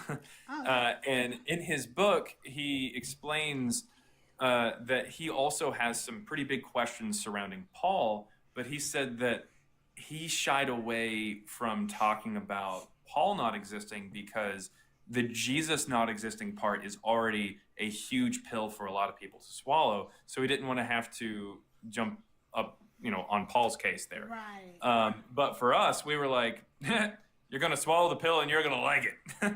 So we're not we scholars, talked about it. So. Right. And I think that's where our background of like not having a career in the field that depends on us, making people that are invested in this happy, we're able to say things that we actually find in the research. But we've talked to other scholars behind the scenes in private, just because, we want to see what they think about our results. And they say, like, first off, you're not recording this, are you? And then second, they're like, well, I can't talk about this, or like a lot of us can't talk about our views on some of this stuff because if the students found out, they'd complain to like the deans and stuff, and then we'd be in trouble. But, if you read this book and you read this, you'll kind of figure out what I think about this person and this person. So, there are more and more that are kind of coming forward, but you notice they tend to be at the end of their careers, right? Because they've either got tenure already or they're about to retire, and it doesn't really matter as much. So, yeah. Generally speaking, a scholar in the middle of their career is not going to be making a whole bunch of claims that could potentially get them, fired or something, or ostracized. That makes sense, I guess. Yeah. All right. That's all I got. I was just curious about that. Thank y'all for answering that for me. Keep doing what you're doing. You guys, if you're not Crystal, following, thank you for doing these. If you're not following Deconstruct with me, you should be, because he also goes live now. So make sure you give him a follow. And Deconstruct with me, thank you so much for joining us today. I really appreciate it. Thank you, Evan, for the heart. Sundays and Wednesdays I try to go live, but All right. Don't always. All right. All right. Bye, guys. Thanks so much. Thanks. Bye-bye. And we're going to bring Benny Boy back up now. You guys, if you are in the chat and you want to come up and ask a question, the guest box is open and we'd love for you to come up. I'm sorry I'm a little laggy on TikTok this morning. I think it's just because it's a Sunday and everybody's home at my house right now. Usually, not everybody is home. So, anyway, if you are having trouble, I am live on YouTube as well. The link is in my bio. I'm also live on Twitch, so you can join me on either Twitch or YouTube if you're having issues with the video playback. Please subscribe if you have not today. Thank you, Dr. Joe, for subscribing. Obviously, when we had that time where we went down a little bit there in the United States, I lost a lot of subscribers, so I'm trying to get those back up. We want to get to 50 subscribers as soon as possible so that some of my friends can gift out subbies to y'all. But, Benny, do you want to play a game with me with the guys? You could be a part of it. Sure. Okay. Let's do it. Okay. Because I have a very important thing that I think we need to discuss, though. Okay. Do you want to do the important thing? This is not a good setup. It's gonna go south fast. Do you want do the important thing first, and then when you're ready, we'll play the game. Okay. So I just want to know it, and I can't remember if you guys cover much about this in your book, but what are your thoughts on ass worship? I mean, donkey worship. Sorry, donkey worship. Jaaron's more experienced in that subject, so he's going to have to take that one. Yeah, well, as Matthew said, I'm hung like a horse, and the most important thing that we have kind of seen as far as research on this particular topic goes is there was a potential, like, I can't remember what it's called, the something graffiti. Oh, I was just talking about the Alexamenos graffiti. Yeah, Alexamenos, that's it. Alexamenos graffiti. Goblin, that thank you for has subscribing. a potential allusion to Jesus with like a head of a donkey or something. But that's the connection to that is tenuous at best. Yeah, you got that. Yeah. It's possible that it's a donkey. It's possible that it's a jackal. It also doesn't necessarily have to be a cross. Some of those lines that are made are also kind of found throughout the rest of the kind of graffiti, and it's not necessarily like, I'm not really sure why that would have to be a cross. He also looks like he's standing more on a pedestal. So there's also like a line like for his butt. So the whole thing, it just seems a little weird. This was scratched on the side of, I believe, like a temple or like some tunnel. Yeah, it was in a tunnel. By pagan Romans, making fun of the Christians, I believe, is the idea, and that they said that there was a rumor going around by Antiochus Epiphanes IV that he had found a golden donkey head within a temple worth of some money, and then that, I think, got mixed in with these Christians that were having these temples underground. Alexamenos, the gentleman on the left there, he's a very dull person, is kind of the way they describe him, kind of like the dullard or village idiot.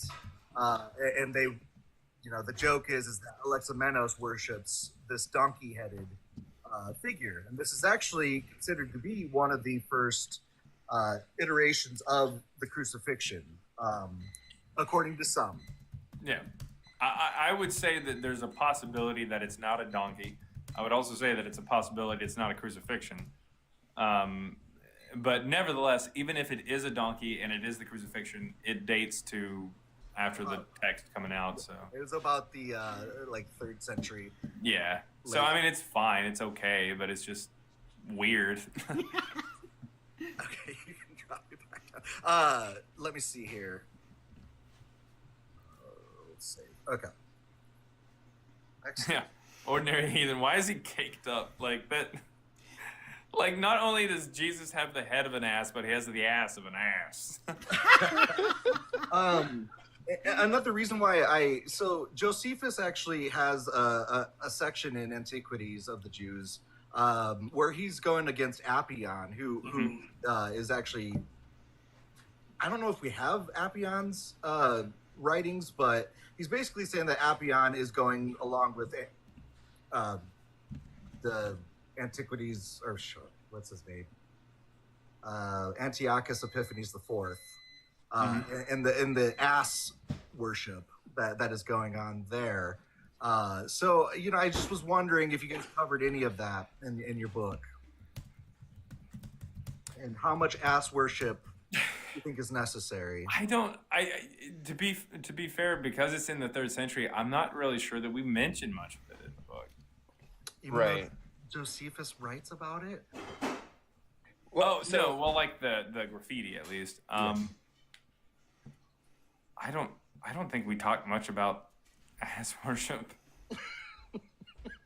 I don't think we do. I think Benny talks about ass worship more than anybody. Donkey worship. Oh, I mean, Donkey I worship mean, for yes. that is just I'm sorry. If we need to work that into our next book, we can. But yeah, I was hoping you guys might on that, and twerk a little bit. I mean, work on that part just a little bit.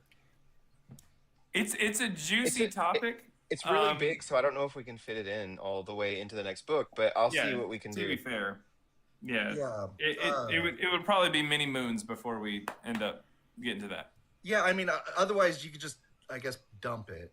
You could just dump it. Hey, you guys, real quick, we are on a subby wave. I need 3 more subbies in the next 9 minutes. So if you haven't subscribed, please try to do so in the next 9 minutes. Really appreciate that. You guys, are you ready to play a game with me? Yes. Okay. Yeah. Here is the game. I had told Benny about it before, but we're doing it a little different with you guys. It's called Divine or Decline. I'm going to read something to you, and you have to tell me if this is from a historical source like Josephus or Tacitus, or if I made this shit up, okay? And sometimes it'll be a little paraphrased or something, but you have to decide whether it's divine or declined, okay? Thank you, Bob Paquette, for subscribing. Ready? Here is number 1, and any of you can chime in, okay? At this time, there was a wise man named Jesus, if indeed one ought to call him a man, for he was a doer of startling deeds and a teacher of people who received the truth with pleasure.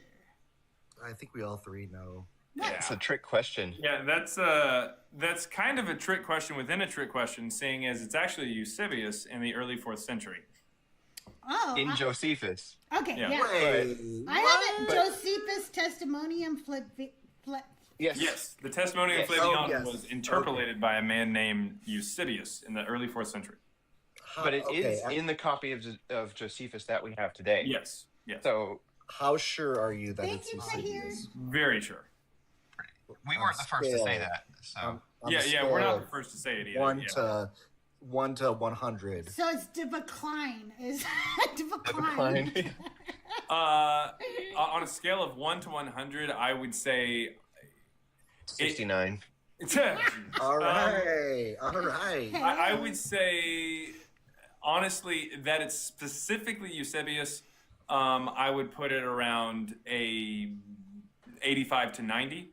That it's anyone other than Eusebius, I would say 10 to 15. But for Josephus himself, I would put maybe a 1. Maybe. Okay. Yeah, it's definitely not just Josephus. I think I would agree. Yeah. Okay, number 2. The followers of the Nazarene were known for their refusal to pay tribute, believing their kingdom was not of this world. I'm guessing a rabbi said that. I think that's in the Bible. So let's all say different things, and I'll go Okay. decline. Matthew is right. It's decline. That was just all right.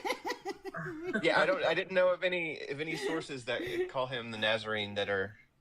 Yeah. Oh, you guys! Yeah, I thought it may have been an Acts. We somewhere. reached our subby goal. Thank you so much. We achieved the little subby thing that they do. So Yeah, hey, that's awesome. Okay. Don't forget also, if you are watching this on TikTok and you have YouTube, go to the links in my bio and subscribe to my YouTube. I really need to get my subscriptions up over there. Okay.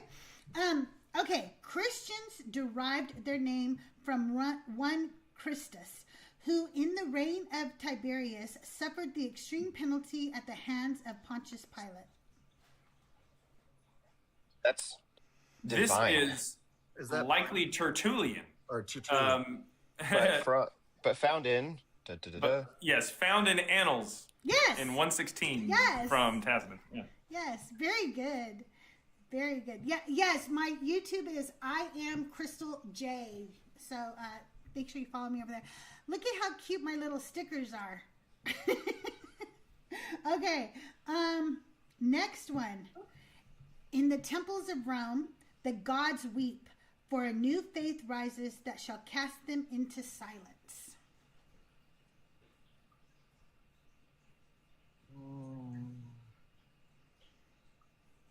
I'm going to decline. I'm going to decline too.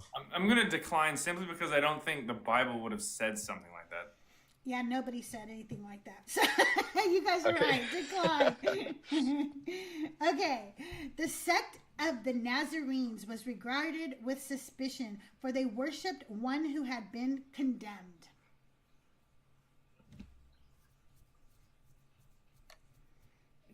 That also sounds like a decline. I'm going to decline. I would, but who do you think it is, Matthew? Justin I'm Martyr. declining. But if anybody said that, I mean, I could see like Celsus Oh, or yeah. something. Yeah, Kelsey. Maybe. This is Wait, is the point that it's either in the Bible or it's out? No. No. Divine is like actual historical source, Oh, regardless okay. Bible or Oh, not. okay. Yeah. And then decline is she made it up. Yeah. Oh, okay. Usually I tend to put divine in made up. True. Yeah, okay, so, oof. Man, that sounds like something that's real. Okay, it's But I kind just of a don't- trick question because it's paraphrased from early Christian references, but not an exact quote from Tacitus or Josephus. It's decline actually, because it was just a little paraphrase there. Pilate, seeing no fault in the man, sought to release him, but the people, stirred by their leaders, demanded his crucifixion.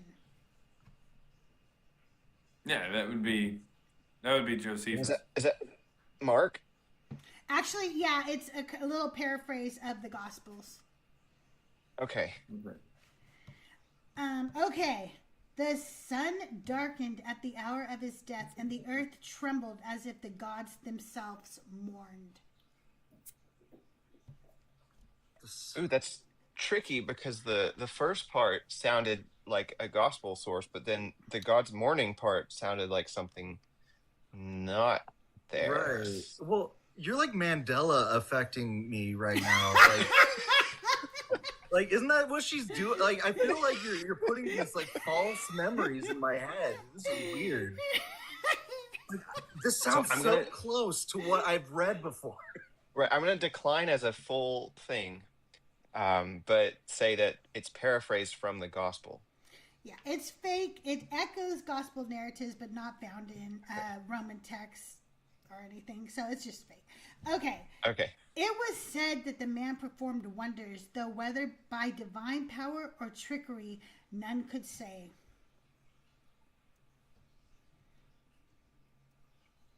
Now I'm questioning what I read in Josephus. Okay, so that's not found in Josephus. I was gonna say Josephus. There's not much. Is there? Like, there's really not There's much. like a paragraph, and he's pretty pro Jesus in it. So Yeah, I'm he's gonna say just that's kind a of like, yeah, Christ existed, definitely resurrected, definitely was crucified, and like just like checks a couple boxes, and that's it. If Yeah. that is real, I would say that might be maybe I'm gonna Lucian. pass. I'm gonna pass. It's loosely derived from Josephus, though debated in Okay. authenticity. So, Okay. there you go. Those who followed him spread tales of his rising from the dead, a claim the learned dismissed as superstition. Is that Kelsis? Or Josephus again? That wouldn't be Josephus. That's what you said about the last one, but as a paraphrase. But that was well, still not Josephus. Is it Origin quoting Kelsis? I don't know. It's decline. It's fake. Okay, I was Decline. just Oh, definitely in decline. Okay.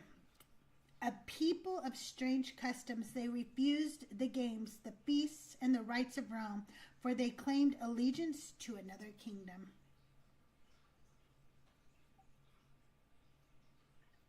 So tricky. I mean, part of me wants to say that it's something that was between Trajan and who wrote Trajan? Pliny. I don't think he mentions the games though. Right, yeah. He does this thing where he's like, "Oh, I had to execute them all, but I felt bad about it." Well, the only person Trajan who is like, mentions "Yeah, you should games know." that I know of for certain would be Lucian. Right, yeah. That's what I'm thinking too, but Using the context. I'm going to decline. Decline has been the way to go, so I'm going to stick with it. Well, this one is loosely based on Roman criticism of Christians from sources like Pliny the Younger, but it's Okay. not an exact quote. Well, that was divine or decline. Now, when I do that was game fun. in the future, I will be doing like whether it's from the Bible or not. But with you guys, I wanted to do a little bit more historical, so I thought that would be fun. All right, gotcha. Yeah, that was fun. That was Yeah, cool. I like that. Cool. Benny, any other questions? And because you can talk to him right now, I have no guests waiting. But if you do want to come up and talk, go ahead and put in a guest request. There's nobody waiting in the queue, so you will be next. Oh, All right. So since I'm going to bring Cyber up, unless he did it on accident again. There we go. and Cyber can actually maybe answer this question, but since we didn't get a firm, I'll be answer, right back. Okay, on guys. ass worship. Okay. I'll move on to more of the future of what Christ before Jesus, Matthew, and Jaaron are doing, and possibly Cyber. The Book of Mormon is on the list, right? Or have you already? Mm-hmm. Yeah. Okay. And why? Why the Book of Boy. Mormon? Well, so first off, 3 is a magic number, and so there's that. So we had to do, we're doing next book. The way we word it, we're doing Old Testament, Quran, and Book of Mormon. We're technically also putting in their New Testament stuff, but we actually have quite a history with Mormonism, and I think that was part of what motivated it too. That was kind of where I was wondering if you guys could expand on this history of Mormonism. Cyber, you can also expand too. I think it would be useful because fans of all y'all probably wonder this. Yeah. So Matthew and I, starting when I think I was 17, he was either 17 or 18 there. We started actually just meeting with Mormons, like the missionaries. We would just schedule times to actually meet with them over at their local ward or their church. And we would no one else would be there. It would just be us and the missionaries, and we'd sit down and basically argue and debate with them. And this went on for actually quite some time, at least a year. And we even different Mormon missionaries would come in and we'd meet with them and all kinds of stuff. So it was rather interesting, to say the least, but we learned a lot about Mormonism, and we learned a lot about our own beliefs at the time, and whether or not they were accurate or, that kind of thing. I was married to an active Mormon for 8 long years. Yeah. Yeah, I can imagine. Would you guys say that? So one thing I've noticed is a lot of the Mormons I've met are actually nice. That's a trick. That's a trick. Okay. Well, and like it's almost like I don't know if they're going home and like seething after like talking to people like us, or if they are like, you know, actually critiquing the stuff that's they're reading and that they're believing, or what is going on, because it seems like they can be pretty amenable when it comes to like conversation and like, you know, open to, you know, other stuff like, I don't know, homosexuality, for instance. They're kind of, you know, cool on that. They're not. So what they have, yeah. So what they have a belief in is like, so for example, let's say you don't serve a mission. You decide not to serve a mission. They believe in kind of everybody has a part in chipping away at the stone, right? Mm-hmm. So they do their part at chipping away at the stone, and eventually there's going to be that one person that's going to be able to convert them. But that's only because of everybody that's been chipping at the stone. And they actually have a belief that if you don't serve a mission, let's say you decide to not serve a mission, anybody that you could have been, you know, one of those key members at chipping at that stone, and they decide that person never converts, you will be held liable for that person never converting because you did not do your part, because God needed you to be there to chip away at the stone. Oh, that's why Mormons seem to be nice, is they're just doing their part at chipping away at the stone. So it's like a divine Rocco's basilisk like situation. I don't know if you guys know about Rocco's basilisk, which is AI. So Matt GPT might know a little bit. But the idea is anybody that was against AI in the past will inevitably be recognized by the intelligent AI in the future, inevitably, because, you know, it's just a thing. So the more you think about it, the more you're creating it, or the more you are against it, the more you are going to punish yourself in the future. Yeah. Well, and this is something too, like, you'll notice with missionaries, especially during the winter, like if you're outside shoveling your sidewalk, if the missionaries see you do that, they're going to stop. They're going to help you do it. And what it does is their niceness puts you in a compromised position, because then they say, because they've been nice to you, hey, we would like to share a message with you. And they just got done shoveling your entire sidewalk. What are you going to do? Tell them no? Yeah. Yes, I am, Yep. Cyber. Hey, you guys, let me say hi I'm going to drop, gentlemen. Okay, Benny. Request back up if you want. Dog, can I get your age for TikTok purposes? I don't want to say your full name because I'm afraid I'll say it wrong. Dog, are you with us? Sorry, my TikTok's being weird on me. I'm sorry. That's about okay. That. Can I just stepdog? Oh, stepdog. Okay. my age is 42. Okay, go ahead and ask the guy some questions. Well, real quick, can I just ask the question that came up? Oh, absolutely. Yes. All right. So this is, I know for a fact, this is like Jaaron's absolutely like favorite thing to talk about. How do you reconcile the Shroud of Turin? You know what, Matthew? He immediately drops. Well, so honestly, I'm gonna get water. Hang on. So honestly, though, when people started bringing that up, I was like, wait, people take that seriously? Because it's one of those. It's like the DNA. Never underestimate the stupidity of people in large groups. Yeah. No. The other day I was over at Jaaron's, and he gave me a really good explanation of how it was very clearly like 1300s, 1400s product, because it matches like the last Templar guy that died in France, which is where they found it. And on top of that, like the type of stitching they used wasn't even around back in the day and couldn't have been, because it's like it required a technology that wasn't invented until later. But even then, like it doesn't. It looks like kind of like white Jesus. It's like Yeah. you have to want to see it to see it.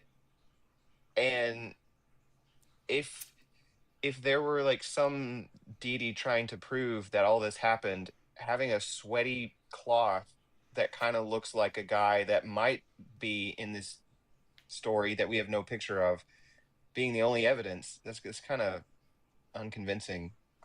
My Can I ask you favorite guys a argument question? against it Can I ask you a question is about that this. real quick, guys? Did we already have our artistic, impressions of Jesus as white tea Jesus when this was discovered? Like, was art already showing him with the long hair and the light skin and stuff? I mean, to some extent, yeah. By that point, by the 1300s. Okay, I was just wondering. I realized I never thought about it that way. Okay, I'm sorry. Go ahead. Yeah. Yeah. My biggest thing is this right here is a face. It's a mask, and if you were to get an imprint of this face so tight that you're seeing the eyelids, which are inset into the face, then when you lay that imprint flat like the shroud, it would appear like this. Yes. It would make it oblong. It would make it wide. It would make it kind of oddly shaped. Because like a Mercator map is a map of a globe, but it distorts from the center because you're taking a 3D spherical object and laying it flat when it's not flat. And so we don't see that with Jesus on the shroud. This particular face, we don't see the sides of the face coming off to the side, like the cheeks and everything. We just have an imprint that looks like the front of a face, like you would see it. We don't have the top of the head. We don't have like the sides or anything like that. We just have the front of the body, and then we have the back. One of the arms is really long. It's really strange. The blood that's supposedly on the hair doesn't actually interact the way that we know that blood would interact with hair. The face looks like Jacques de Molay, who was the last Knights Templar who died in France in the 1300s, and the shroud was found in France in the 1300s, when supposedly it had been around since the 1st century in Judea, but no one brought it up for 1,300 years. It's so stupid that I'm shocked, as Matthew is, that people even take it seriously. And we had a moderated debate on a YouTube channel called Modern Day Debate. And in this debate, people literally argued, one of them literally argued that the shroud was somehow real. And we were like, you gotta be kidding me. Like that's such a waste of time for us to talk in a moderated debate where we have equal amounts of time to talk. It's such a waste of time for us to have to put that down and then try to move on to our next points. It's such an out of left field, asinine thing to believe. It is.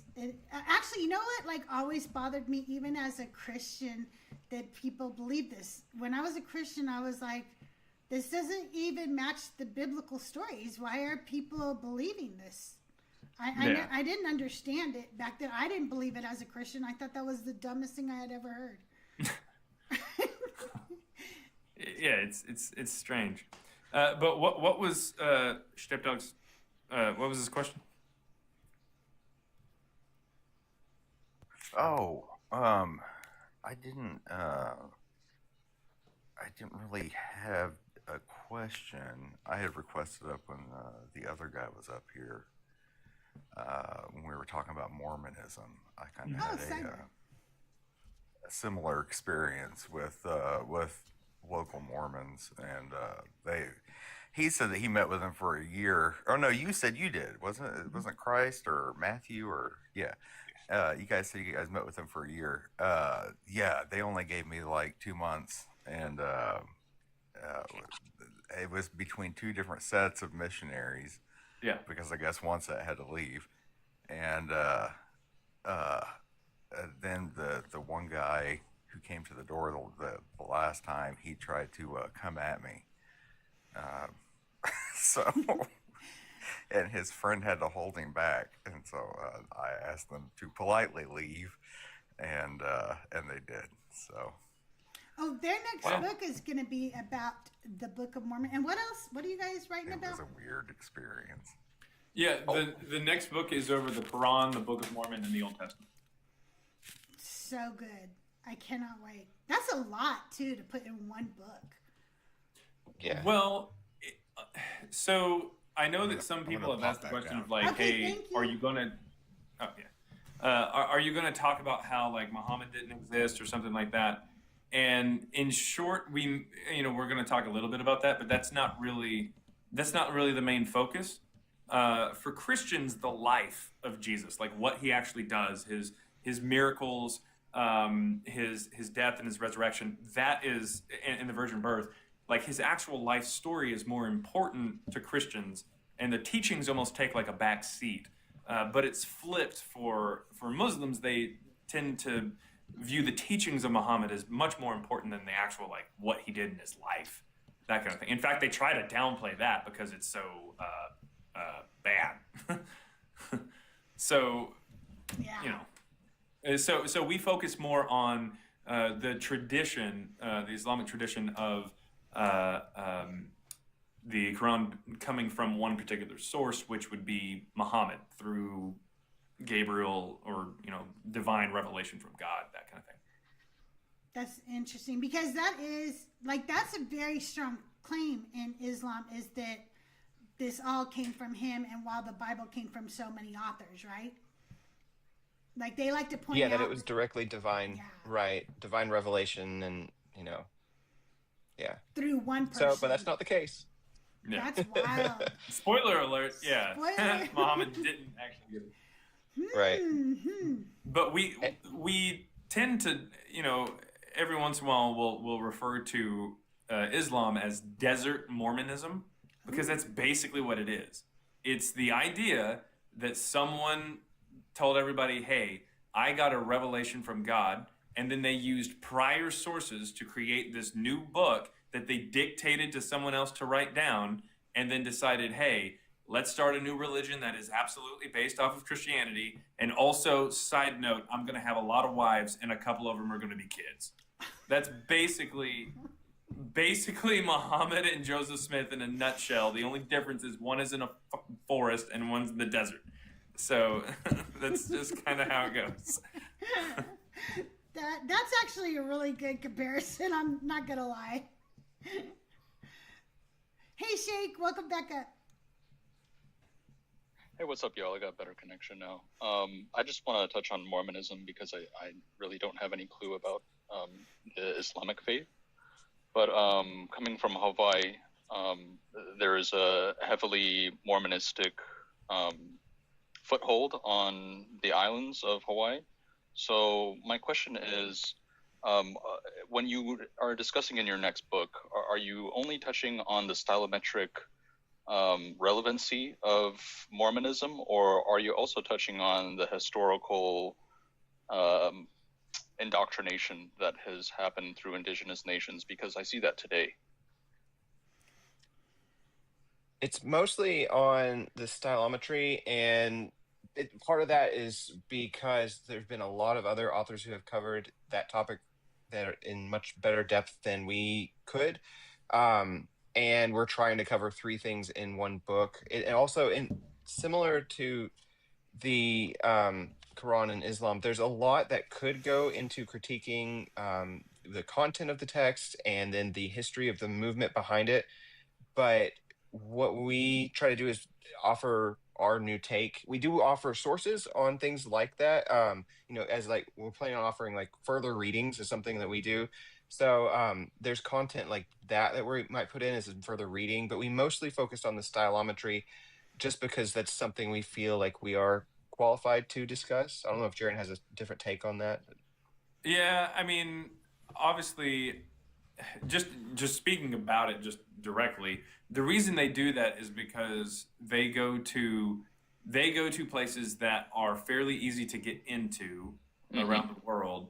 Yep. But seeing as Hawaii is like a state, it's fairly easy to get over there. But Well, you're right, though. They definitely do take advantage of Polynesian islands as well. Oh yeah, They're all over reason Samoa for it and is Fiji. because they're talking about Native Americans, and if you can go to another country that is like vaguely familiar with America but not super knowledgeable on the history and archaeology of Native Americans and whatnot, then you can convince people a lot better. If you can tell them, oh, hey, you know about like American Indians, right? And people will be like, yeah, to some extent I know. But then they'll say, oh, did you know that they were actually a lost tribe of Jews? And you're like, really? Like it's much easier to convince people who aren't actually, there and can look around and be like, that doesn't sound like it happened. And while I agree with Matt, how he said that is like touched on a lot in a lot of historical evidence in a lot of books, do y'all touch on that? We don't specifically. We really don't go past the movement's creation of the text. Like, I don't even think in terms of historical things, we don't go too far past the publication of the text itself. And yet, and that's not because we don't realize that's concern of the development of the movement. It's just like same with the Quran and the Old Testament. Like, I think with the Old Testament we go the furthest just because the Septuagint was a translation of it, so it goes a little bit after that. But the Quran, it's like right after we get references, we kind of cut off there. Yeah, I mean, we'll make comments every once in a while. Like if you take a look at Christ Before Jesus, our last book, we'll have times where we'll kind of interject and we'll put little anecdotes from each of us, where we'll share a little bit more about that kind of stuff, and we'll get more in depth on like how we personally feel about these things. But as data scientists ourselves, we focus more on, the data science of these things. Okay, yeah. Very nice. I appreciate y'all and your works. I'm ordering a hard copy. I already listened to the audiobook. Oh, thank you. Jaaron, you got a voice for radio, and I'll hop off. Well, thanks again for coming up, Shake. We appreciate you so much. It's good to have a voice for radio and not a face for radio. I think that's probably better. Yeah. That is a fact. If there's anybody else in chat that wants to come up, if not, we're probably going to wrap up pretty soon. But you guys, I want you to show your book one more time. Let's make sure that everybody sees it. And I'm going to put you on the big screen.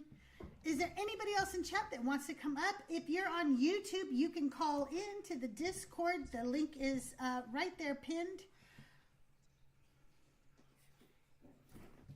And when are we expecting the new book? Hopefully this year. So we have... Hopefully this year. Oh, it'll come out here before long. Yeah. Now, we have about 150-ish pages written so far, and it's about 2/3 of the material. We just got to get mostly our Old Testament section in, and then wrap up bits and pieces of the Quran and the Book of Mormon. So I'm really excited about it. And a lot of it kind of connects as well. You got Old Testament stuff that shows up in the Quran. You got Old Testament stuff that shows up in the Book of Mormon. The Quran talks about Muhammad being a prophet, and like I said, Joseph is a prophet too, or claims to be a prophet too. So it's all over the place, and it connects. So there's a little bit more of a connection between like Old Testament, Quran, and Book of Mormon than you'd think. They sound like they're three texts that have nothing to do with each other, but they do connect to some extent. Is the cover going to be as good as the CBJ cover? We have not decided on a cover yet. We honestly haven't even decided on a title yet. We've gone back and forth on titles, so yeah. There are some titles that we have been pitched before, but Matthew is a hard nut to crack. Sometimes he likes some of the pitches that I give him, and sometimes he just absolutely doesn't. So if you pitched a title or you pitched a cover and Matthew said no, I'm sorry. I can guarantee we won't have a Hot Muhammad cover though for safety issues. Yeah. So a lot of people talked about how this was Hot Jesus, and I get it. But unfortunately, we're not going to have a hot Muhammad or hot Joseph Smith. I guess we could do a hot Moses. We could have a hot Moses. I guess, but, yeah. Or hot Abraham, because, you know, the Abraham. Yeah. Daddy Abraham. There we go. Abraham. Daddy Abraham. Hey, if you guys have a question, you want to put it in the chat, you could do that too. I could read them out to them. But any other questions about how hot the cover is going to be? Or do we have a different one? Or do we have a different question? How about, are there going to be hot pictures of the authors on the back? Will that? Oh, yeah. Yeah, stay tuned for the Christ Before Jesus calendar. Oh no! Now I want to do a deconstruction community calendar. Oh my God, that would be really funny, because I remember seeing a picture from Joel where he had like his face over like this like Christmas card family or whatever. Yes. And like that would be really funny to have a deconstruction community calendar. We really should, Betty. We need to get on that, okay? Yeah. Liz has a question. How did you decide on the title Christ Before Jesus? So I don't even remember our alternative titles. We had several working ones at the time we were writing, but we decided after we got pretty far into it that we were seeing a Christ movement, the concept of a Christ deity coming out in the early 2nd century prior to a historical Jesus concept. And so the concept of Christ came before the concept of a historical Jesus. And on top of that, it was one of those titles that like it kind of plays on both like that, as well as you might be like a Christian and pick it up because it sounds like it could be a religious book, which has backfired in some cases because some people see us come on and they're like, oh, this is going to be, you know, some Christian author or something, but otherwise that's more or less how it came about. Nick wants to know if Jaaron, if you only have one piece of paper to prove you have a degree.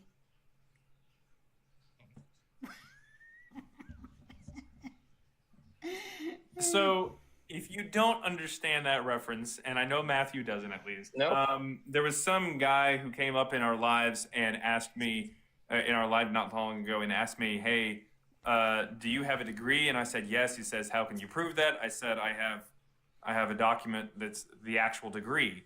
And he said, how many copies do you have? And I said, one. And he kept asking, so you only have one copy of you only have one piece of paper? You only have one piece? Again, he kept asking that question over and over. And his whole point was that there's a lot of manuscripts for Jesus, but I only have one copy of my degree. So therefore, there's more proof of Jesus than I have for my degree, which is silly, despite the fact that none of those manuscripts were actually signed by the author. But my degree is actually signed by the Dean of Admissions. Yeah. So that guy can suck it. But yeah, as far as manuscripts go, over 90% of the things that we deem manuscripts show up after the 9th century. And on top of that, they're all just copies with a whole bunch of different variations. They're copies of the earliest manuscripts, the earliest text, in only a few books. And the oldest manuscripts that we have date to the 3rd and 4th centuries. So I don't really care about how many copies of something we have. That doesn't make it true. Having millions and millions of copies of Harry Potter does not make The Boy Who Lived historically accurate. Wait, what? Okay, no, I'm just kidding. Jara BB234 says, can you explain why anarchism are so damning to the New Testament? It goes over Christians' heads. Now, Matthew, So the problem with anachronisms, which is when there's something out of place in a text, like time-wise, like the reason that's a problem is because those types of anachronisms can really only go one way, in the sense that if it's a future anachronism, something that appears in the future but does not appear in the setting of the text, the only way that's possible to happen is if the text was written a lot later than that happening when that thing was available. So for example, if you read a text about George Washington's life and then you read a passage about him talking on his cell phone or whatever, then you know that this text has to be written after a time when there are cell phones, which is well after George Washington's lifetime. And then that throws into question the reliability of the text, because it's a lot later, and that they didn't even do enough research in this case to get that level of an anachronism, something 200-ish years apart, separate, and not in their version of this story. So when you go to the New Testament, when you see things like rabbis and synagogues in Galilee and things like that, these are things that happen normally after the Bar Kokhba revolt in the 130s or so, and there are other anachronisms too. You see references to texts by Marcion in some of the letters of Paul, or letters with Paul's name on them at least. So when you see these things, those are markers in time, and they can't just be a mistake by the author who was living in the time they're supposed to be. It's a mistake by the author who was living in the time that those things were around and relevant to them. And that means that's when that text was written. Okay. Yeah, anachronisms are they're pretty damning for documents. And the word is hard for me to say, so like. Oh yeah. I don't know why. Oh, yeah. I just stumbled with it for some reason. Nick has a lot to yap about in chat. Like, she must be scared of you guys to come up and ask these questions, because she's sitting down there just yapping. But here we go. She must be a Christian the way she's doing this. But Probably. Here she comes. Oh no. Hey, Nick. Hi. I have two questions. Question number one is for Jaaron. Why do you commit heresy against crunchy peanut butter? And because they have taste buds. And my second question is for Matthew. And I've been looking all over the internet, and I can't figure out how to subscribe to your AI program. Well, so MattGPT is only available in the premium mode, and when you don't renew your subscription, as you saw lately, Jaaron didn't, the appearances are not part of that service anymore. So it's a premium subscription that you have to pay at whatever interval the program itself decides. And yeah, it's a pretty... Oh, look at that. Yeah, you had a proper hat for a moment. I did. It's a pretty picky program, and so it's hard to find. Even people who live nearby the warehouse where its servers are stored have trouble finding it. Yeah, it's been very difficult trying to find your subscription program, because I'd rather use MattGPT than ChatGPT for obvious reasons. I mean, ChatGPT doesn't even know how many R's are in the word strawberry. I'm sure you do, though. I'm sorry, I can't answer that. I'm a large language model.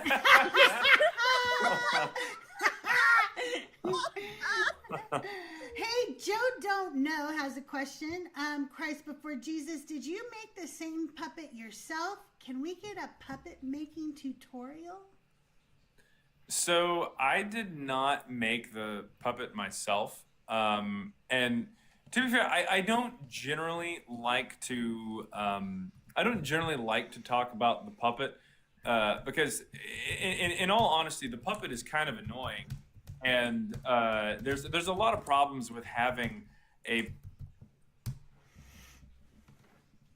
puppet with you. Let me put you on the big screen so everybody can see. We may end up having to cut this one short.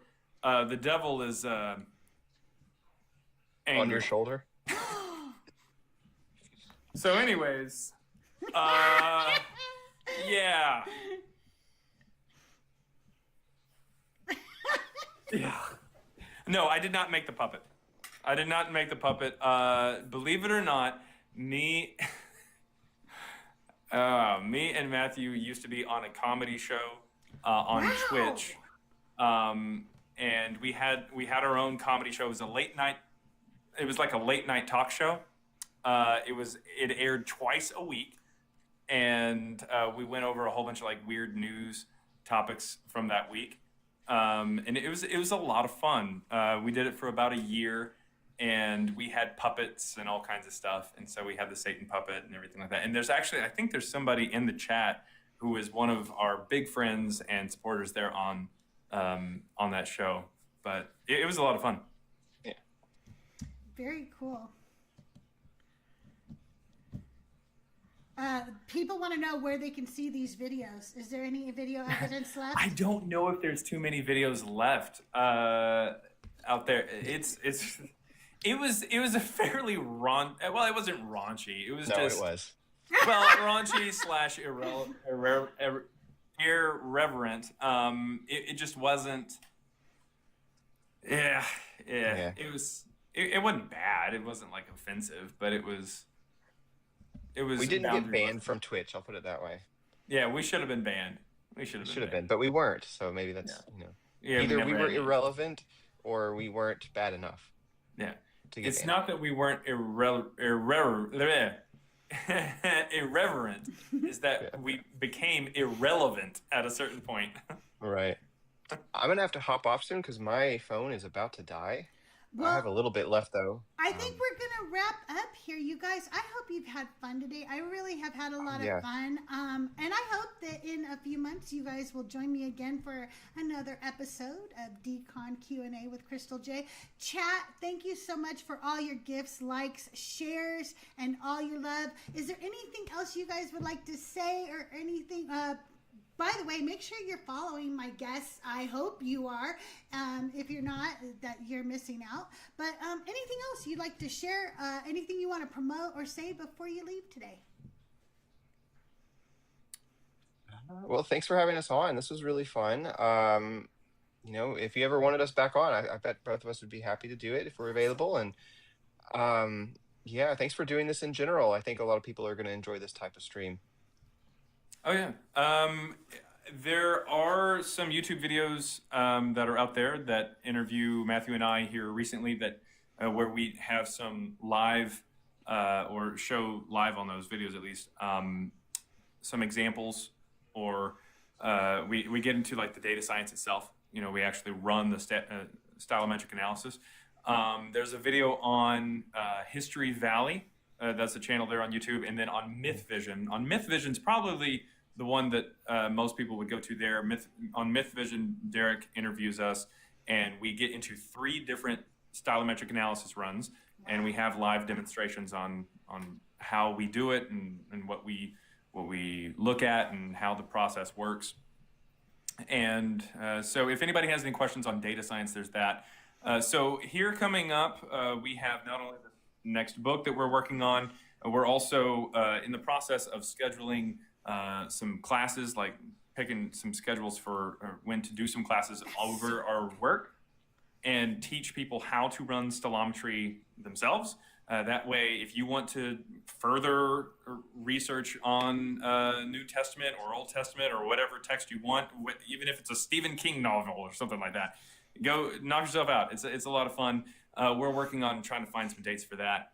We do have a long form, like a documentary that is coming out on YouTube that we'll post, and it goes over, our work and just what we found in research and everything. That way, it's something that it'd probably be easier to like share with friends and just be like, oh, this is something like for Christ before Jesus. That way they, if they can't buy the book or they don't want to buy the book, you can just be like, hey, watch this YouTube video. It explains everything there. But in that, it is narrated by Deborah Grace. We do have a couple cameos from some people here in the deconstruction community as well. So be on the lookout for that.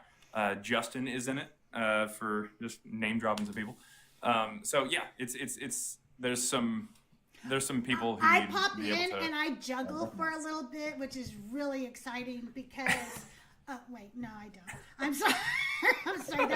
That's not true. Yeah, well, yeah, there might be a little post-credit scene where there's a little bit of juggling, but nevertheless, we're trying to put together something that can be like sent to people, like if somebody has friends or family who's just like, oh hey, like maybe being a little annoying and saying, oh no, Jesus definitely existed, and just like, let me just send you this video.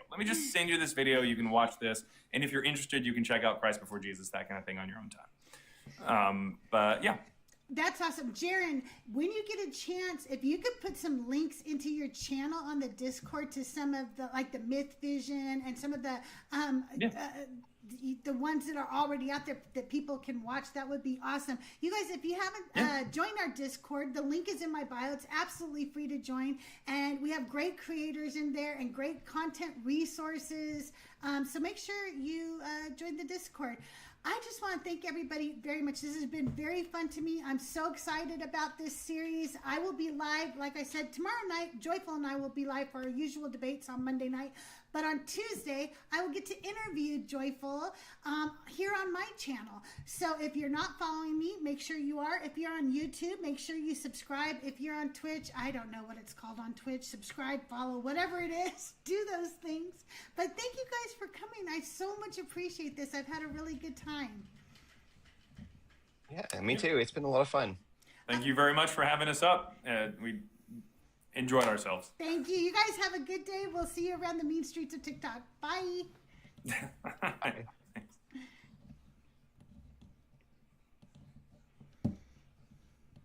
I can't shut anything down.